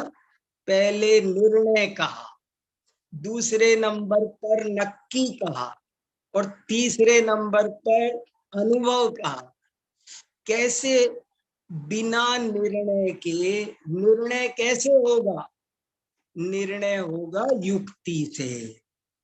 ये बात सही है क्या, ये गलत है क्या, ये कमजोर, उसमें ऊहापोह करने से निर्णय होगा।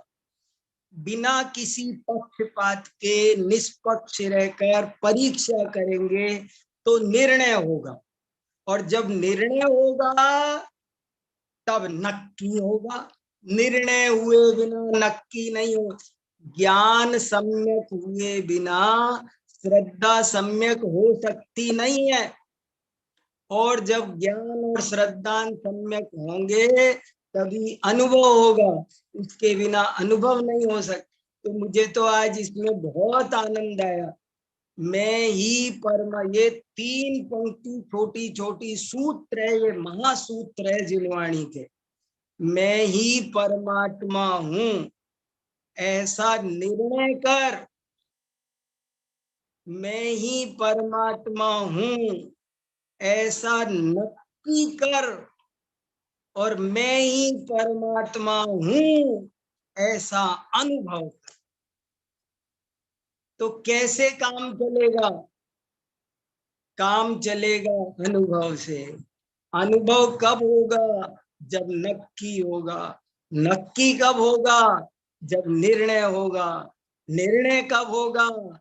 जब न्याय पढ़ोगे, सही हेतु लगाना सीखोगे। जब परीक्षा करना भली भांति आएगा तब निर्णय होगा। तो ऐसा न्याय तो बहुत प्रयोजनभूत, बड़ा अच्छा, बड़ा प्यारा विषय है। ये कोई शास्त्रार्थ और वाद विवाद का विषय नहीं, तत्वाधिगम का विषय है। न्याय से तत्व का अधिगम होता है। तो ऐसा ये बहुत अच्छा विषय है, और इसमें हमने 78वां पैराग्राफ तीसरे प्रकाश का तीसरे चैप्टर का पढ़ रहे हैं। पहले क्षेत्र में कहा आगम किसे कहते हैं, फिर कहा आप किसे कहते हैं, और अब कह रहे हैं अर्थ किसे कहते हैं। 3 बड़े जबरदस्त पॉइंट लिए हैं, बहुत जबरदस्त पॉइंट है 3। नंबर 1, आप्त किसे कहते हैं। ये नहीं समझते लोग, क्या कैसे धर्म होगा। जिसे आप्त नहीं समझ में आया उसे धर्म त्रिकाल में संभव नहीं। ऐसे ही आगम किसे कहते हैं ये समझना जरूरी है। और तीसरा बहुत इंपॉर्टेंट बिंदु है, अर्थ किसे कहते हैं। पदार्थ कैसा होता है, वस्तु कैसी होती है, ये समझाया जा रहा है। और इसमें बड़ी अच्छी परिभाषा दी, अर्थो नेकांतः। अर्थ किसे कहते हैं? अर्थ अनेकांत को कहते हैं। अनेकांतात्मक वस्तु होती है, उसी का नाम अर्थ है और वही प्रमाण का विषय है और उसका ज्ञान होना यही आगम है। उसको जो समझाए वही आप्त है। जो वस्तु को एकांत रूप कहे वो आगम आगम नहीं है, आगमाभास है। जो वस्तु को एकांत रूप कहे वो आप्त आप्त नहीं है, आप्ताभास है। तो क्या आप्त है, क्या आगम है और क्या अर्थ है, इसका ये तीनों मुद्दे बहुत ही क्रांतिकारी हैं, जिन शासन के केंद्रीय बिंदु हैं, मूलाधार है। इन तीन को कोई नहीं जाने और कहे मुझे जैन शास्त्र आते हैं तो वो बहुत बड़ी गफलत में है। इसलिए ये अर्थ का स्वरूप हम समझ रहे हैं। अर्थ क्या होता है तो कह रहे अर्थ अनेकांतात्मक होता है और अर्थ वाचक नहीं है, अर्थ वाच्य है। अर्थ अर्थ शब्द नहीं है, शब्द का वाच्य है। शब्द का जैसे शब्द है घड़ी, लेकिन घड़ी शब्द का नाम घड़ी अर्थ नहीं है, बल्कि घड़ी नामक इस वस्तु का नाम अर्थ है और ये अनेकांतात्मक है। और अनेकांतात्मक क्यों है? क्योंकि इसमें अनेके अंता धर्मा गुणा वसंती। अनेकांत किसको कहते हैं? जिसमें अनेक अंत, अनेक धर्म, अनेक गुण रहते हैं, उसे अनेकांत कहते हैं। और इस अनेकांत को ही दूसरी भाषा में सामान्य विशेषात्मक कहते हैं। अनेकांत का दूसरा नाम सामान्य विशेषात्मक भी है। क्यों? क्योंकि जितने भी गुण हैं वे सामान्य हैं और जितनी भी पर्याय हैं वो विशेष हैं। तो चाहे सामान्य विशेषात्मक कहो चाहे अनेकांतात्मक कहो, एक ही बात है। और उस बात को वे उदाहरण देकर भी समझा रहे हैं कि जैसे कोई घट है तो उस घट में घटत्व इसका नाम तो है सामान्य, और ये इस आकार का है, ये इस आकार का है, ये काला है, ये पीला है, ऐसे अलग अलग अलग अलग उसमें व्यक्ति होना ये विशेषता है। इसलिए बहुत खास बात इन्होंने कही है। सामान्य कल मैंने लेख भेजा था, आपने पढ़ा होगा, प्रमेय के स्वरूप वाला, वो पढ़ना बहुत जरूरी है। मैंने बहुत सरल करके कई उदाहरण दे करके प्रत्येक वस्तु, जगत की प्रत्येक वस्तु सामान्य विशेषात्मक है। अनुवृत्त व्यावृत्त उसमें गुण है, अनुवृत्ति भी है व्यावृत्ति भी है। ये अनुवृत्ति और व्यावृत्ति क्या होती है ये बहुत इंपॉर्टेंट है। अनुवृत्ति माने ये वही है, ये वही है, ये वही है, ऐसा जो ज्ञान होता है इसका नाम अनुवृत्ति है। और ये वो नहीं, ये वो नहीं, ये वो नहीं, इसका नाम व्यावृत्ति। दो है, सामान्य और विशेष। सामान्य का नाम अनुवृत्ति, विशेष का नाम व्यावृत्ति। सामान्य क्या कहता है? ये भी वही है, ये भी वही है, ये भी वही है। मैंने कल भी आपको पढ़ाया, पहले भी तो सामान्य कहता है ये वही है, विशेष कहता है कि नहीं कल अलग थे आज अलग है। ये हर चीज में, यहाँ पर ये रुमाल है, ये घड़ी है, ये पेन है, ये चश्मा है, इतनी चीजें हैं, लेकिन सामान्य क्या बोलेगा? ये भी वही है, ये भी वही है, ये भी वही है। जो वही वही वही वही देखे उसका नाम सामान्य है। और ये अलग है, ये अलग है, ये अलग है, ऐसा जो देखे वो विशेष है, वो व्यावृत्ति है। तो एक अनुवृत्ति, एक व्यावृत्ति, एक का नाम सामान्य, एक का नाम विशेष। तीन लोक में ऐसी कोई वस्तु नहीं है जो दूसरी वस्तु से सर्वथा भिन्न हो या सर्वथा अभिन्न हो। फिर सुनो, बहुत इंपॉर्टेंट वाक्य, तीन लोक में ऐसी कोई भी वस्तु नहीं है। दो चीज कोई भी ले आप, इस विश्व में से सिलेक्शन का अधिकार आपको है। आप कोई भी दो चीज सेलेक्ट करो, कोई भी दो चीज, और वो दो चीजें ना तो सर्वथा समान है ना सर्वथा असमान है। वे कथनचित समान भी है और कथनचित असमान भी है। देखो कितनी गजब की बात है ये। कोई भी दो वस्तु लो, अच्छा एक सुअर लो और मैं, तो हाँ उसमें और हम में भी कथनचित समानता, कथनचित असम। इस पेन में और चश्मे में, दोनों में कथनचित समानता है, कथनचित असमानता है। दोनों एक अपेक्षा से देखा जाए तो समान है, एक अपेक्षा से देखा जाए तो दोनों भिन्न भिन्न है। और ये दो पेन एक से हैं, लेकिन एक से होने पर भी देखा जाए तो एक अपेक्षा से समान है, एक अपेक्षा से असमान है। बड़ी गजब की बात है। कोई दर्शन अकेला सामान्य मानता है, विशेष नहीं मानता। कोई दर्शन अकेला विशेष मानता है, सामान्य नहीं मानता। और भैया अर्थ क्रिया नहीं हो सकती, दीपक प्रकाश नहीं कर सकता यदि वो नित्यानित्य ना हो तो। घड़ा पानी नहीं भर सकता यदि वो नित्यानित्य ना हो, सामान्य विशेषात्मक ना हो। अगर ये घड़ी सामान्य विशेषात्मक न हो तो ये अपनी अर्थ क्रिया नहीं कर सकती। अर्थ क्रिया क्या होती है, बहुत इंपॉर्टेंट है। कोई भी दो चीज ऐसी ले लो, ये अर्थ क्रिया, अर्थ क्रिया शब्द बहुत इंपॉर्टेंट है। 1 घंटा 2 घंटा हम अर्थ क्रिया पर बात कर सकते हैं।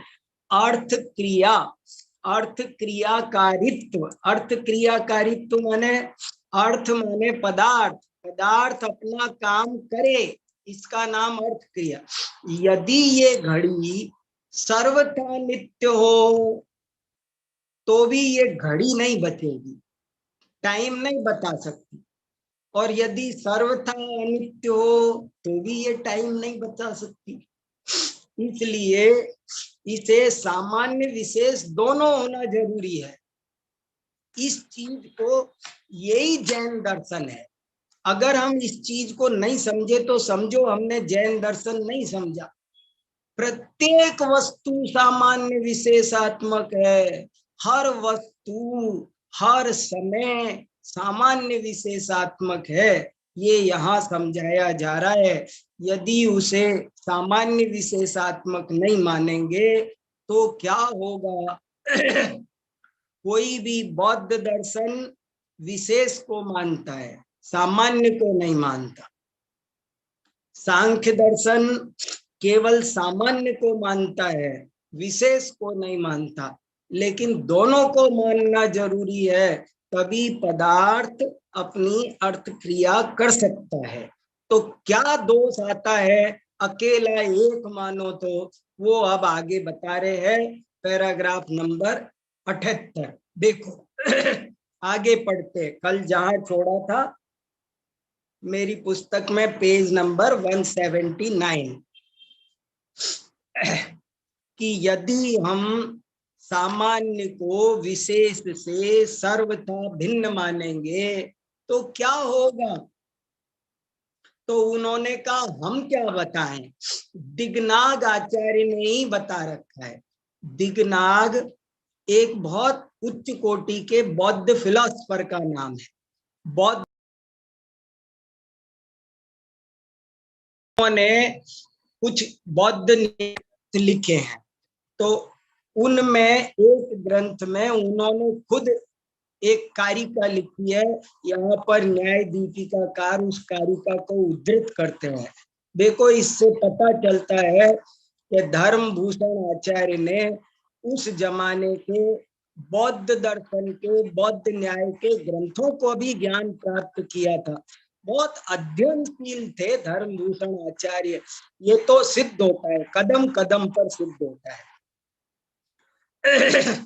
न याति न च तत्रास्ते न पश्चादस्ति नांसवत् जहाति पूर्वं नादारम अहो व्यसन संतति।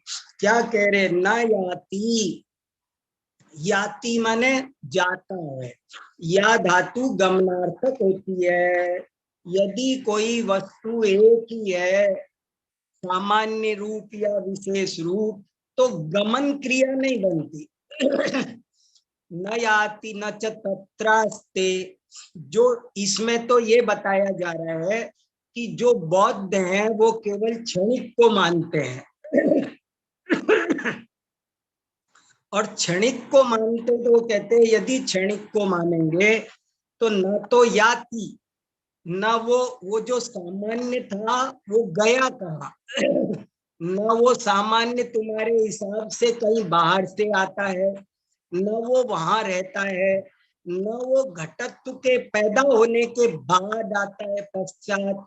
और नांसवत, ये नासवत गलत छपा हुआ है, ना के ऊपर बिंदी होनी चाहिए। नांसवत, ना अंशवत, वो अंशवान भी नहीं ठहरेगा। जब सामान्य है ही नहीं तो पर्याय वाला कैसे सिद्ध होगा? वो पर्यायों वाला तब सिद्ध होगा जब सामान्य होगा। हार कब सिद्ध होगा? अगर सब मोती अलग अलग हैं। ये अंशवत, वत में वत का अर्थ तरह नहीं है, बल्कि वत माने वाला, वतु प्रत्यय का है। न माने नहीं, अंशवत, अंशवत माने अंश वाला। देखो, बहुत सूक्ष्म तर्क है, बहुत थोड़ी बात कठिन पड़े भैया, लेकिन बहुत काम की है। वस्तु व्यवस्था को लोगों ने तमाशा बना के धर दिया। ये सर्वज्ञ देव ने कैसा अनेकांतात्मक वस्तु का स्वरूप कहा है, उसको स्वीकार किए बिना चारा नहीं है। उसे अकेला सामान्य मानोगे तो महादोष उत्पन्न होंगे, अकेला विशेष मानोगे तो महादोष उत्पन्न होंगे।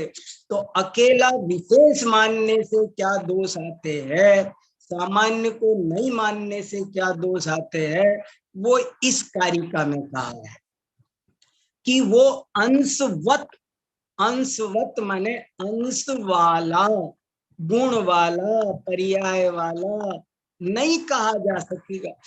अंश वाला, वाला कैसे बोलोगे? वाला कैसे बोलोगे? यदि वो अगर हर गुण पृथक पृथक है, हर पर्याय पृथक पृथक है, हर अंश पृथक पृथक है, सब विशेष ही विशेष बचा है, तो वो वस्तु विशेषवान कैसे कही जाएगी? वो गुणवान, पर्यायवान, वान कैसे कही जाएगी? न जाति पूर्वम न आधारम, और पूर्व पर्याय को छोड़ दिया कैसे कह सकोगे? नाधारम, न आधार को कह सकेंगे। अहो व्यसन संतति, अहो, अहो माने आश्चर्य हो रहा है, व्यसन माने दोष परंपरा। देखो तो सही कितनी बड़ी दोषों की परंपरा, दोष। व्यसन संतति, संतति माने संतान, प्रवाह, दोषों की लाइन लग के आ जाएगी अगर हम सामान्य को नहीं। बौद्ध लोग सामान्य को मानते नहीं है, इसलिए कहा कि अगर तुम सामान्य नहीं मानोगे तो इतने सारे व्यसन संतति। और यही बात अगर विशेष को नहीं मानो तो भी घटित होगी।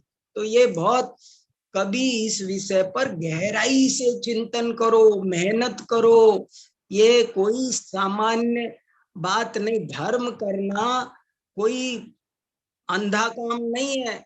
बहुत विवेकी जीव धर्म कर पाते हैं। इस चीज को समझे, क्या वस्तु का स्वरूप है। प्रत्येक वस्तु सामान्य विशेषात्मक है। आगे, इति दिग्नाग दर्शित दूषण गण प्रसर प्रसंगात। यदि हम सामान्य को नहीं मानेंगे, अकेले विशेष को मानेंगे, तो इति माने इस प्रकार के, दिग्नाग द्वारा दर्शित दिखाए गए, दूषण माने दोष, गण माने समूह, गण माने झुंड, दोषों का झुंड, प्रसर माने फैल जाएगा, प्रसंगात उसका प्रसंग आएगा। यदि आप सामान्य नहीं मानेंगे तो ऐसे दूषणों का झुंड फैल जाने का प्रसंग आएगा। प्रथु बुद्धनोदराकारादि दर्शनांतरम एव घटोयम घटोयम गौरयम गौरयम इत्यादि अनुवृत्त प्रत्यय संभवात। प्रत्यय माने ज्ञान, प्रत्यय ज्ञान का पर्यायवाची है। ये सब मैंने वो जो न्याय का शब्दकोश तैयार किया है 100 शब्दों का, उसको पहले याद कर लेना चाहिए। तो प्रत्यय माने ज्ञान, अनुवृत्त प्रत्यय, अनुवृत्त प्रत्यय माने ये वही है, ये वही है, ये वही है, ऐसी जो प्रतीति होती है उसको अनुवृत्त प्रत्यय कहते हैं। लिखा ना ऊपर उदाहरण देकर, घटोयम घटोयम। जब हम किसी प्रथु बुग्नोदराकार वस्तु को देखते हैं, घड़े को देखते हैं, तो देखते ही हमको अनुवृत्त प्रत्यय भी होता है और व्यावृत्त प्रत्यय भी होता है। घटोयम घटोयम, ये भी घट है, ये भी घट है, ये है अनुवृत्त प्रत्यय। ये भी गो है, ये भी गो है, इसका नाम है अनुवृत्त प्रत्यय। अनुवृत्त, बहुत सारी गायों के बीच ये भी गाय है, ये भी गाय है, ये भी गाय है, इसका नाम है अनुवृत्त प्रत्यय। ये काली है, ये लाल है, ये सफेद है, ये लंगड़ी है, ये खंडी है, ये मुंडी है, ऐसा जो भेद दिखाई देता है इसका नाम व्यावृत्त प्रत्यय है। अनेक घड़ों में ये भी घड़ा, ये भी घड़ा, ये भी घड़ा, इसका नाम है अनुवृत्त प्रत्यय। और ये काला घड़ा, ये लाल घड़ा, ये छोटा घड़ा, ये मोटा घड़ा, ये कच्चा घड़ा, पक्का घड़ा, ये हुआ व्यावृत्त प्रत्यय। और गाय गाय में भी ये काली गाय, पीली गाय, अलग अलग, ये व्यावृत्त प्रत्यय। और ये कुछ नहीं, ये भी गाय, ये भी गाय, ये भी गाय, ये भी गाय, इसका नाम है अनुवृत्त प्रत्यय। तो विशेषोपि स्थूलोयम घटा सूक्ष्म, ये घड़ा बड़ा स्थूल है, ये सूक्ष्म है, ये मोटा है, पतला है, इत्यादि व्यावृत्त प्रत्ययालंबनम घटादि स्वरूपम एव। विशेष भी पता चलता है। कोई भी वस्तु कभी भी देखो, आपको तुरंत तत्काल दोनों ज्ञान होते हैं, सामान्य भी विशेष भी। ऐसा नहीं है, हम घर में कोई भी चीज है, एक हमने पौधा भी लगा रखा है तो ये भी पता चलता है कि ये वही है जो कल था, ये भी पता चलता है आज वो नहीं है। एक बच्चा भी है घर में, ये वही है, ये वही नहीं है, हर चीज को हम जानते हैं। तो इत्यादि व्यावृत्त प्रत्यालंबनम, इस प्रकार से व्यावृत्त प्रत्यय का आलंबन भी, वो भी घटादि स्वरूप ही है। तथा चा भगवान माणिक नंदी भट्टार का, मुझे तो इसमें बहुत आनंद आता है जब भी ये महान आचार्यों का नाम लेते हैं। देखो आज हम और आप बोलते हैं तो कैसे बोलते हैं, और इनके बोलने का तरीका देखो, ये कितने बड़े महान आचार्य हैं। धर्मभूषण आचार्य आज से 600 साढ़े 600 वर्ष पहले हुए, उन माणिक्यनंदी महाराज के 300-400 साल बाद ही हुए, खुद भी इतने बड़े विद्वान आचार्य, लेकिन जब माणिक्यनंदी आचार्य का नाम आता है तो कैसे विनम्र हो जाते हैं, झुक जाते हैं, कैसे उनके हाथ जुड़ जाते हैं और कहने लगते हैं भगवान माणिक्यनंदी। देखो, हमारे हृदय से भी बहुमान छलकना चाहिए, बहुमान टपकना चाहिए, बहुमान छलका जा रहा है, इतना उनके हृदय में भरा हुआ है। तथा चाह, चाह क्या होता है? चाह लिखा हुआ है ना, चाह माने इच्छा नहीं, चे प्लस आ, तथा च आह। और यही बात, तथा माने ऐसी ही बात, वैसी ही बात आह कहते हैं, कही है भगवान माणिक्यनंदी भट्टारक ने। भगवान माणिक्यनंदी भट्टारक, भट्टारक माने भट्ट शब्द का अर्थ है पूज्य, पूज्य भगवान माणिक्यनंदी ने कहा है सामान्य विशेषात्मा तदर्थो विषय, परीक्षा मुक्त चौथा परिच्छेद का पहला सूत्र है ये। तो बोले जो बात हम कह रहे हैं वही वैसी ही बात भगवान माणिक्यनंदी ने भी परीक्षा मुख में कही है। इसलिए ऐसा नक्की करो, ऐसा निर्णय करो और ऐसा अनुभव करो कि जगत में जितने भी पदार्थ है सब सामान्य विशेषात्मक है। अब मैं उसी वाक्य को फिर दोहराता हूं, जगत का प्रत्येक पदार्थ सामान्य विशेषात्मक है, ऐसा निर्णय कर। जगत का प्रत्येक पदार्थ सामान्य विशेषात्मक है, ऐसा नक्की कर। जगत का प्रत्येक पदार्थ सामान्य विशेषात्मक है, ऐसा अनुभव कर। और इसमें आ गया मैं आत्मा हूं, मैं परमात्मा हूं, क्या मेरा स्वरूप है, क्या तेरा स्वरूप है, सबका स्वरूप समझ में आया। पर्यायो द्विविधा। अब ये विशेष की बात 78वें पैराग्राफ में सामान्य कैसा होता है ये बताया, सामान्य विशेष दोनों एक साथ होते हैं ये बताया।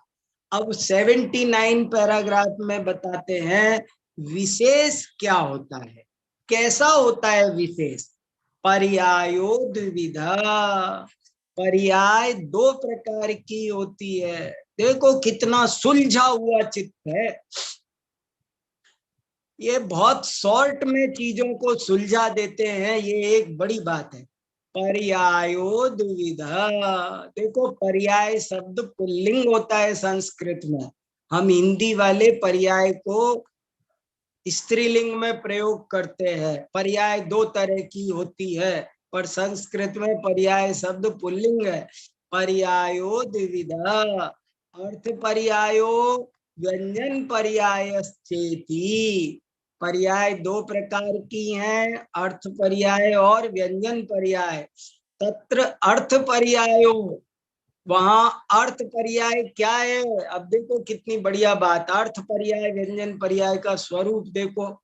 अर्थ पर्यायो भूतत्व भविष्यत्व संस्पर्श रहित शुद्ध वर्तमान कालावच्छिन्नम वस्तु स्वरूपम। अर्थ पर्याय किसे कहते हैं? जिसमें भूतकाल नहीं है, जिसमें भविष्य काल नहीं है, जो भूत और भविष्य के संस्पर्श से बिल्कुल रहित है, 100% शुद्ध वर्तमान काल में जो टिकी हुई है, जो शुद्ध वर्तमान कालावच्छिन्न, अवच्छिन्न माने युक्त, शुद्ध वर्तमान काल में रहती है, एक समय भी पहले नहीं, एक समय भी बाद नहीं। बहुत बढ़िया परिभाषा है। तत्र अर्थ पर्यायो भूतत्व भविष्यत्व संस्पर्श रहित शुद्ध वर्तमान कालावच्छिन्नम वस्तु स्वरूपम। अर्थ पर्याय भूत और भविष्य के संस्पर्श से रहित है, शुद्ध वर्तमान काल सहित है, वो शुद्ध प्योर। एक सेकंड, कहने को तो अपन वर्तमान काल बहुत बड़ा भी ले लेते हैं, वर्तमान में ऐसा हो रहा है, आज का दिन वर्तमान है तो 24 घंटे का वर्तमान हुआ। बोले ऐसा वर्तमान नहीं, वर्तमान दो तरह का, एक अशुद्ध वर्तमान, एक शुद्ध वर्तमान। शुद्ध वर्तमान माने जो न एक समय भूत को छूता हो न एक समय भविष्य को छूता हो, उसका नाम है शुद्ध वर्तमान। और वो शुद्ध वर्तमान कालवर्ती जो पर्याय होती है उसको कहते हैं अर्थ पर्याय। तद एतद ऋजु सूत्र नए विषयम आमनन्त्यभियुक्तः। तद एतद, देखो कितने एक शब्द है ये पूरा का पूरा, लेकिन कई पदों की वो बना रखी है, सारी की सारी संधियां हैं। तात प्लस एतद प्लस ऋजु सूत्र नय विषयम प्लस आमनन्ति प्लस अभियुक्ता, इतने शब्द है। ये ऋजु सूत्र नय का विषय है, ऐसा अभियुक्त कहते हैं। अभियुक्त माने आचार्य गण, आचार्य देव ऐसा कहते हैं। सभी आचार्यों ने कहा है कि अर्थ पर्याय ऋजु सूत्र नय का विषय होती है। एतद एक देशावलंबिना खलु सौगतः क्षणिकवादिना, इसे एक देश रूप से आलम्बन करते हैं सौगत लोग। सौगत माने बौद्धा, क्षणिकवाद, इसी को सर्वथा वस्तु समझ लेते हैं, वे बौद्ध हैं, क्षणिकवादी है। वे केवल पर्याय को, एक क्षणवर्ती पर्याय को स्वीकार करते हैं, वे सर्वथा उसी को वस्तु मानते हैं। व्यंजनम व्यक्ति प्रवृत्ति निवृत्ति निबंधनम जलानयनादि अर्थ क्रियाकारित्वम तेन उपलक्षित पर्यायो व्यंजन पर्याय। और व्यंजन पर्याय किसको कहते हैं? व्यंजनम व्यक्ति, व्यंजन माने जो व्यक्त है, अर्थ पर्याय अव्यक्त है, व्यंजन पर्याय व्यक्त है। अर्थ पर्याय छद्मस्त गोचर नहीं, व्यंजन पर्याय छद्मस्त गोचर होने से उसको व्यक्ति कहते हैं। अर्थ पर्याय भी है व्यक्ति, लेकिन छद्मस्त गोचर नहीं, इसलिए यहाँ व्यंजन पर्याय को व्यक्ति कहा, क्योंकि उसको छद्मस्त पकड़ सकता है व्यंजन पर्याय को। व्यंजन पर्याय किसे कहते हैं? जिसमें प्रवृत्ति निवृत्ति का जो कारण बनती है, प्रवृत्ति निवृत्ति का जो निबंधन बनती है, जलानयन आदि। जलानयन, जलानयन माने जल माने पानी, आनयन माने लाना, पानी लाना, आदि अर्थ क्रियाकारित्वम, जो पानी लाने आदि रूप अर्थ क्रिया को करती है। जलानयन आदि अर्थ क्रियाकारित्वम, जो घड़ा है वो एक समय की अर्थ पर्याय में प्रवृत्ति निवृत्ति अर्थ क्रियाकारित्व छद्मस्त गोचर नहीं, लेकिन व्यंजन पर्याय में घट, घट बोलेंगे तो घट क्या है कि घट प्रवृत्ति निवृत्ति की रूप है, वो जल को ला सकता है, ले जा सकता है, ऐसी अर्थ क्रिया जिसमें पाई जाती है। तेन उपलक्षित पर्यायो व्यंजन पर्याय, उससे उपलक्षित पर्याय को व्यंजन पर्याय कहते हैं। मृदादेह पिंड स्थास कोश कुसूल घट कपालादय पर्याया। मृद, मृदा माने मिट्टी, जैसे मिट्टी की, यथा लिखा है ना ब्रैकेट में लिखा संपादक ने। संपादक कौन है इसके? डॉक्टर दरबारी लाल जी कोठिया। उन्होंने यथा शब्द को यहाँ मूल में था नहीं, पर जरूरी लग रहा है, समझ में आए क्योंकि उदाहरण है, इसलिए उन्होंने ब्रैकेट में लिख दिया कि जैसे पिंड स्थास कोश कुसूल घट कपाल आदि पर्याय हैं, ये घड़े की पर्याय है। घड़ा पहले मिट्टी की लुगदी बनता है, लुगदी बनता है, उसका नाम पिंड है।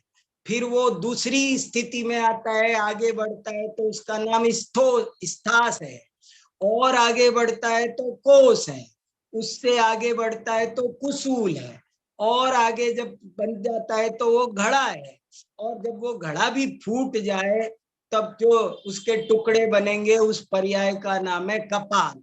ये घड़े की पर्याय है पूरी की। देखो आज अपना शब्द भंडार इतना कमजोर है कि हम इन सब का मीनिंग नहीं जानते, नहीं तो ये सब घड़े की क्रम से पर्याय है। घड़े की प्रथम पर्याय होती है पिंड, दूसरी है स्थास, तीसरी है कोस, चौथी है कुसूल, पांचवी है घट। जैसे मनुष्य की होती है ना, और बाद में क्या हुआ, अंत में बिखर गया, कपाल बन गए, तो ये गपालादय पर्याया, इस तरह ये पर्याय बनती है। ये सब क्या है, ये व्यंजन पर्याय हैं। तो अर्थ पर्याय बताई, व्यंजन पर्याय बताई, सामान्य विशेषात्मक वस्तु बताई, अब गुण बताएंगे। पर अभी आपको किसी को कुछ कहना हो वो कहो, किसी को कुछ कहना पूछना है, बोलो संदेश जी, देखो बताओ जी। किसी को भी कुछ भी पूछना हो? हाँ हाँ सुनील जी हाँ भाई साहब। हाँ, सुनील जी वेरी गुड। भाई साहब आज बहुत सुंदर सामान्य विशेष पर्याय हाँ का सारा विश्लेषण, और वो एक अद्भुत कारिका का भी बहुत सुंदर अर्थ किया, बहुत हाँ आनंद आया। हाँ और खास करके ये यहाँ राजकोट में जब भक्तियां होती है ना, सामूहिक भक्तियां होती है, हाँ हाँ अथवा पंच कल्याणक आदि के प्रसंगों में, हाँ ये मैं ऐसे भक्ति में गुरुदेव श्री के बोलों को प्रयोग में लाया करता हूँ। हाँ तो उसका उनका जो एक अद्भुत जो ये है, हूँ हाँ परमात्मा छू एम नक्की कर, निर्णय कर, अनुभव कर, हाँ इसका जो आपने पूरा नैयायीकरण किया आज हाँ उसमें हाँ बहुत आनंद आया पूरा, हाँ मतलब वो, और बहुत मतलब तसल्ली से सारी चर्चा हुई कि हाँ परीक्षा प्रधानी बनो, क्योंकि हाँ बिना परीक्षा प्रधानी बने निर्णय हो नहीं सकता है। बराबर इसलिए ये निर्णय वाली बात बहुत बहुत मार्मिक है, और हाँ जो भी कक्षा को सुन रहे हैं, चाहे वो अभी हो चाहे बाद में हो, ये विषय को थोरली सुनना चाहिए, बहुत जरूरी है। क्योंकि हाँ समय सार की पांचवी गाथा का भी आपने केवल गाथा में लिखा ऐसा करके पांचवी गाथा की टीका का मूल प्रकरण आपने याद दिलाया। हाँ आगम का अवलोकन, युक्ति का अवलंबन, हाँ वो जो युक्ति आगम के का अवलंबन सेवन में जो आपने आगम का सेवन पर्याप्त नहीं, नहीं है, हाँ आगम का सेवन पर्याप्त नहीं है, बहुत उसके सुंदर, बाद बहुत सुंदर, युक्ति का अवलंबन बहुत जरूरी है। वो बहुत कह जरूरी, रहे मुझे ये वैभव प्राप्त हुआ, बराबर युक्ति का बराबर अवलंबन लिया तब वैभव प्राप्त जी। हुआ। अति निस्तुष युक्ति लिखा है, निस्तुष, गजब है। क्या गजब का हाँ शब्द है। हाँ मतलब हाँ ये आगम के वाक्य जो है ना भाई साहब, वो हाँ बिल्कुल जैसे आप इतनी गहनता से सहज हाँ भाव से उद्धरण देते हैं, हाँ लेकिन एक जिसे कहते हैं ना कि विचक्षण श्रोता की तरह हाँ इनके मूल प्रकरणों को पढ़ने की प्रेरणा श्रोताओं को सच में लेनी चाहिए। बहुत हाँ बहुत बहुत आनंद आया कक्षा में, मतलब बहुत हाँ आनंद आया। हाँ। देखो ये धर्म है ना, कोई अंधा खेल नहीं है। नहीं नहीं, अंधा खेल धर्म नहीं, करना कोई अंधा खेल नहीं है। ये बहुत बहुत विवेकियों का काम है, कैसा वस्तु का स्वरूप है। और ये बहुत इम्पोर्टेंट मुद्दा है, नहीं तो अन्य दर्शन वालों में और हम में कोई अंतर नहीं बचेगा, नहीं बचेगा। हाँ दर्शन वालों में और हम में, हम अन्य दर्शन वाले ही रह जाएंगे। हाँ बिल्कुल बिल्कुल, सामान्य सामान्य बातें बाहर की सभी कहते हैं, कहते हैं अहिंसा पालो, झूठ मत बोलो, चोरी मत करो, 5 व्रत पालन करो, कौन धर्म नहीं कहता। सही। शरीर अलग है, आत्मा अलग है, मोटी मोटी बातें सब कहते हैं, लेकिन प्रत्येक वस्तु सामान्य विशेषात्मक है, नित्यात्मक है, और तभी वो अर्थ क्रिया कर सकती है, नहीं तो अर्थ क्रिया नहीं कर सकती हो। ये एक देखो, अगर अपने घर का कोई सदस्य बीमार हो जाए तो अपन डॉक्टर के पास लेके जाते हैं। तो क्यों लेके जाते हैं? कि वो उसमें से मर्ज को निकाल दे, मरीज को वापस दे दे हमें। अगर ऐसे डॉक्टर के पास कोई जाना पसंद करेगा जो मर्ज के साथ मरीज भी खत्म कर दे। देखो दुनिया में हम दर्जी को कपड़ा देते हैं, कपड़ा देते, अगर वो कपड़ा देते हैं तो वो बढ़िया कुर्ता बना के दे देता है, इसलिए देते हैं कि नहीं वो खत्म हो। यदि वो सर्वथा नित्य हो तो भी कुर्ता नहीं बन सकता, सर्वथा अनित्य हो तो भी कुर्ता नहीं बन सकता। आपने दूध की उठा करके आइसक्रीम जमाई, अगर वो सर्वथा नित्य हो तो भी नहीं जम सकता, अनित्य हो तो भी नहीं जम सकता। वस्तु सामान्य विशेषात्मक है ही है, नित्यात्मक है ही है। वो अंश वाला कैसे कह पाएंगे हम? पर्याय वाला, अनंत गुण वाला कैसे कह पाओगे? सही बात है। तो ये बहुत इंपॉर्टेंट बात है, इसको सबको बहुत परीक्षा से, युक्ति से, शांति से, धैर्य से समझने जैसा है ये विषय। और आपने वो अंशवत शब्द का अर्थ किया ना, वाला। हाँ। तो गुरुदेव श्री के प्रवचन में बार बार हमेशा गुरुदेव श्री जब भी भगवान शब्द आता है तो उसका वो अर्थ करते हैं। भगवान मतलब ज्ञान और आनंद की लक्ष्मी वाला, ऐसा करके अर्थ करते हैं। तो वो बातें याद आ गई, मतलब कितनी बारीकाइयां हैं। और भाई साहब जब कक्षा प्रारंभ हुई, जब आपका विषय धीरे धीरे आगे बढ़ने लगा, परीक्षा वाली बात कही, उत्पाद व्यय द्रव्य वाली, सामान्य विशेष वाली जो चर्चा आपकी चल रही थी, तो मेरे दिमाग में समय सार की गाथा तीसरी गाथा की टीका बिल्कुल दिमाग में घूम रही थी, क्योंकि उसमें वही तो विषय है ना भाई साहब की उत्पाद वे द्रव्य युक्तम सत सद द्रव्य लक्षणम, ये सारी जो बातें हैं। और आपने जो ग्रंथकार की जो धर्मभूषण यति जी की भी महिमा आपने कही, इतनी गहराई से उन्होंने दार्शनिक अध्ययन किया है, बौद्ध के बारे में हो, न्यायिक के बारे में हो, तो ये और विनम्रता देखो, विनम्रता, भगवान माणिक्य, भगवान सच में। इसलिए भाई साहब ये गुरुदेव श्री के एक ऐसे वक्ता अपने को दिखते हैं, जब भी कोई आचार्यों की बात आवे, आचार्यों का उल्लेख करना हो, अरे प्राचीन अपने विद्वानों का भी उल्लेख करना हो, दिगंबरोना आचार्योए तो गजब काम કર્યું છે, પણ જૂના પંડિતોએ પણ ગજબ काम કર્યું છે, ऐसी महिमा करते हैं। ये सच में विनम्रता वाली तो भाई साहब शिक्षा लेने जैसी है। बहुत बड़ी बात है, बहुत बड़ी बात है। संदेश जी और कोई कुछ? दीपाली जी आप भी सुनाओ ना कुछ। ये भी बहुत मन लगा के पढ़ रही हैं खूब।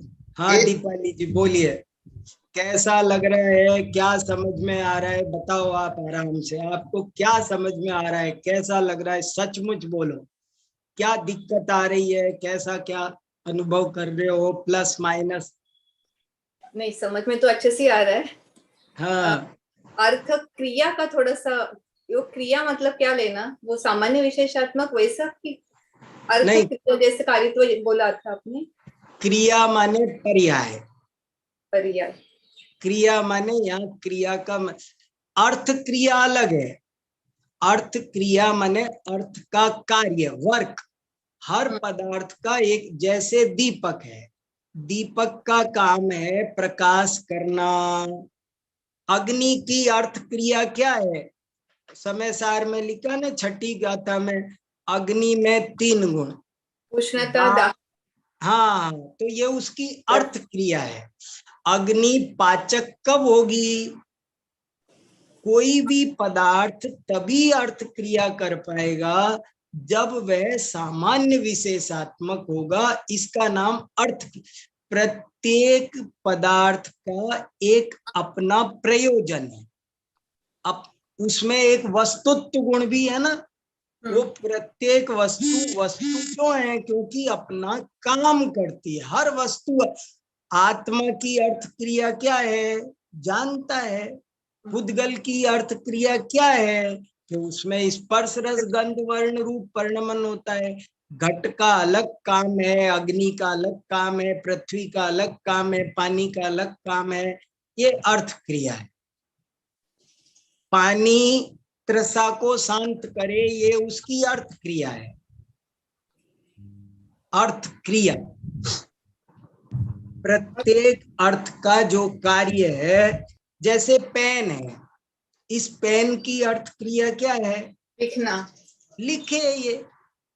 और अगर क्या फर्क है, दूसरी कोई लकड़ी का डंडा उठा लूं और इसमें क्या फर्क है? कि वो लिखने की काम नहीं करेगा। वो हम ब्लैक बोर्ड पर चौक से लिखते हैं, तो चौक में लिखना रूप अर्थ क्रिया है ना, वो अपने अर्थ क्रिया को कर रही है। और कारित्व, अर्थ क्रिया कारित्व, चश्मा है तो वो देखने के काम आना चाहिए ना। चश्मा अगर हम चश्मा लगाते ही अंधे हो जाए, ऐसा चश्मा कौन लगाना पसंद करेगा? कि हमने चश्मा लगाया, जितना दिख रहा था वो भी बंद हो गया। इसका मतलब है वो अपनी अर्थ क्रिया नहीं कर रहा, वो चश्मा नहीं है, वो चश्मा भास है कोई। ये अर्थ क्रिया कारित्व मतलब अर्थ क्रिया कारित्व माने अर्थ की क्रिया को करने रूप गुण, क्षमता। त्व माने शक्ति, भाव। प्रत्येक वस्तु में ऐसी शक्ति है, ऐसा भाव है कि जिसके कारण वो अपनी अर्थ क्रिया को निर्विघ्न रूप से करता है। 3 लोक में कोई वस्तु, ये बहुत अच्छी बात पूछी आपने। प्रत्येक वस्तु में ऐसी शक्ति है कि वो अपनी अर्थ क्रिया को सदा काल करे, कोई उसमें बाधक बन सकता ही नहीं है। ये अर्थ क्रियाकारित्व है। जैसे ज्ञान में बोल सकते हैं ना, जैसे लब्धि रूप ज्ञान है और उपयोग। हाँ, बराबर। ज्ञान का काम है जाने। लेकिन जो लब्धि में है तो उसको कारित्व में, मतलब जो क्षमता है उसमें पकड़ेंगे। लब्धि में है वो क्या? क्षमता हो गई ना, उसकी कैपेसिटी हो गई, तो उसमें वो पना आ गया। बराबर बराबर। अर्थ क्रियाकारित्व, अर्थ क्रिया को करने की क्षमता, अर्थ क्रिया को करने की क्षमता। और जो आपने पर्याय बताया था, पर्याय भी बताया था, तो वो उस वजह से वर्किंग नॉलेज, जैसा हम फंक्शनिंग नॉलेज, काम करता हुआ प्रेजेंटली, वो लेना चाहिए। हाँ, अर्थ पर्याय में, अर्थ पर्याय बिल्कुल प्रेजेंटली है। शुद्ध वर्तमान काल की पर्याय को अर्थ पर्याय कहा।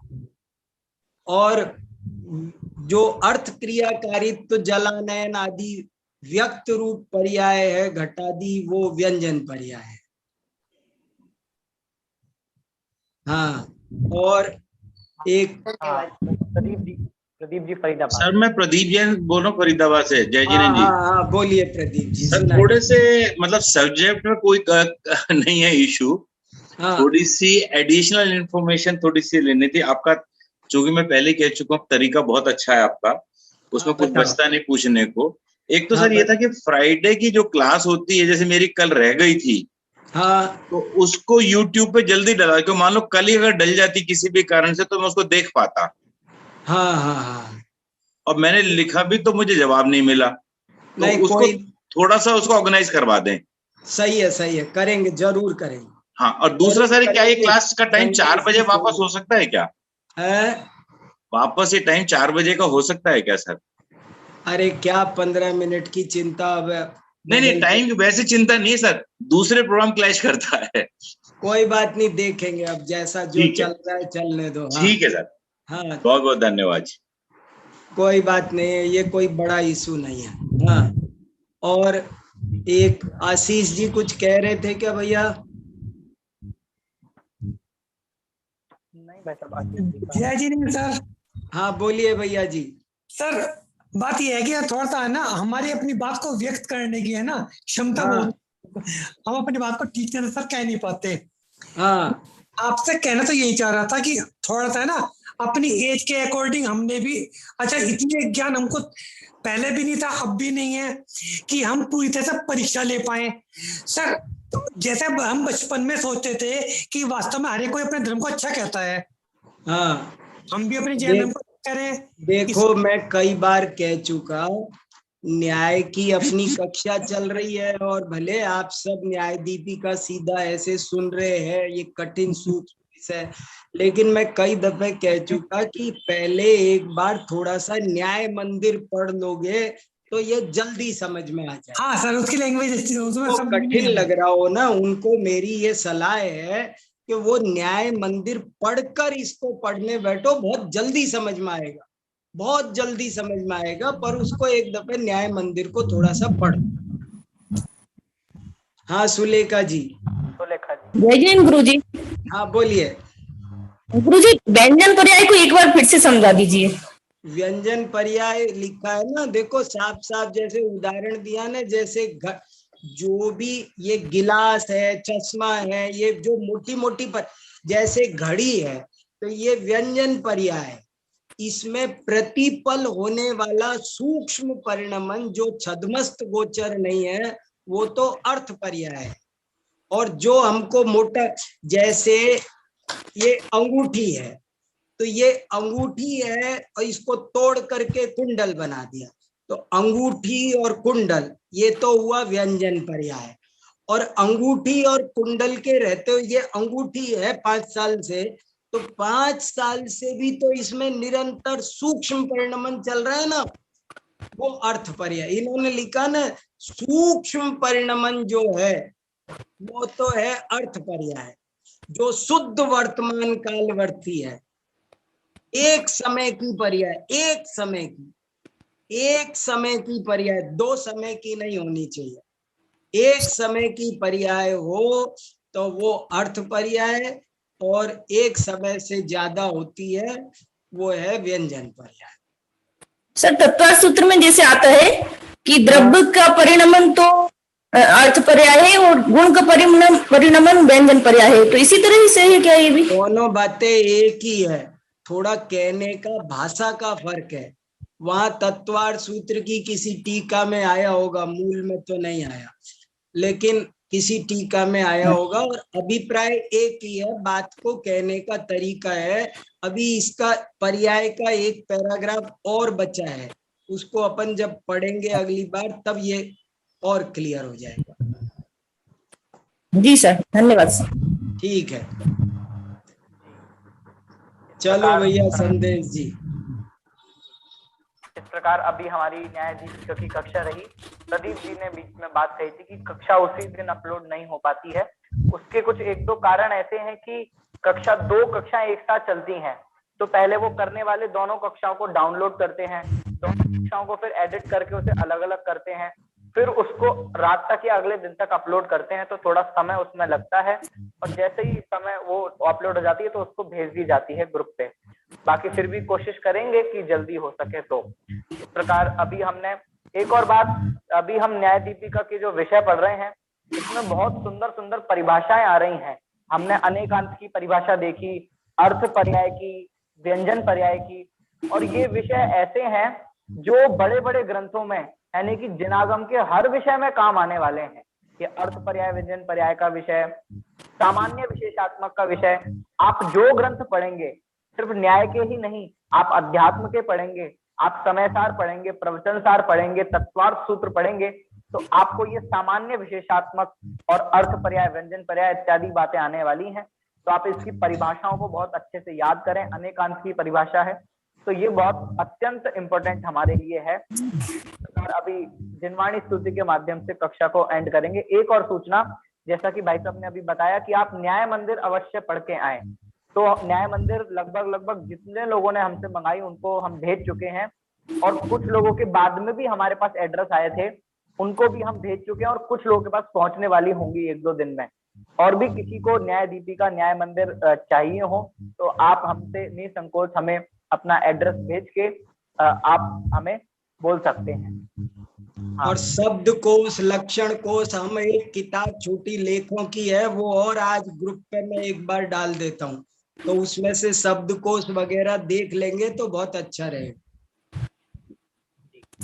अभी जिनवाणी स्तुति के माध्यम से कक्षा को विराम देंगे। निज में बता यह अनंत उपकार है, इसलिए जिनवाणी माँ को वंदना शत बार है।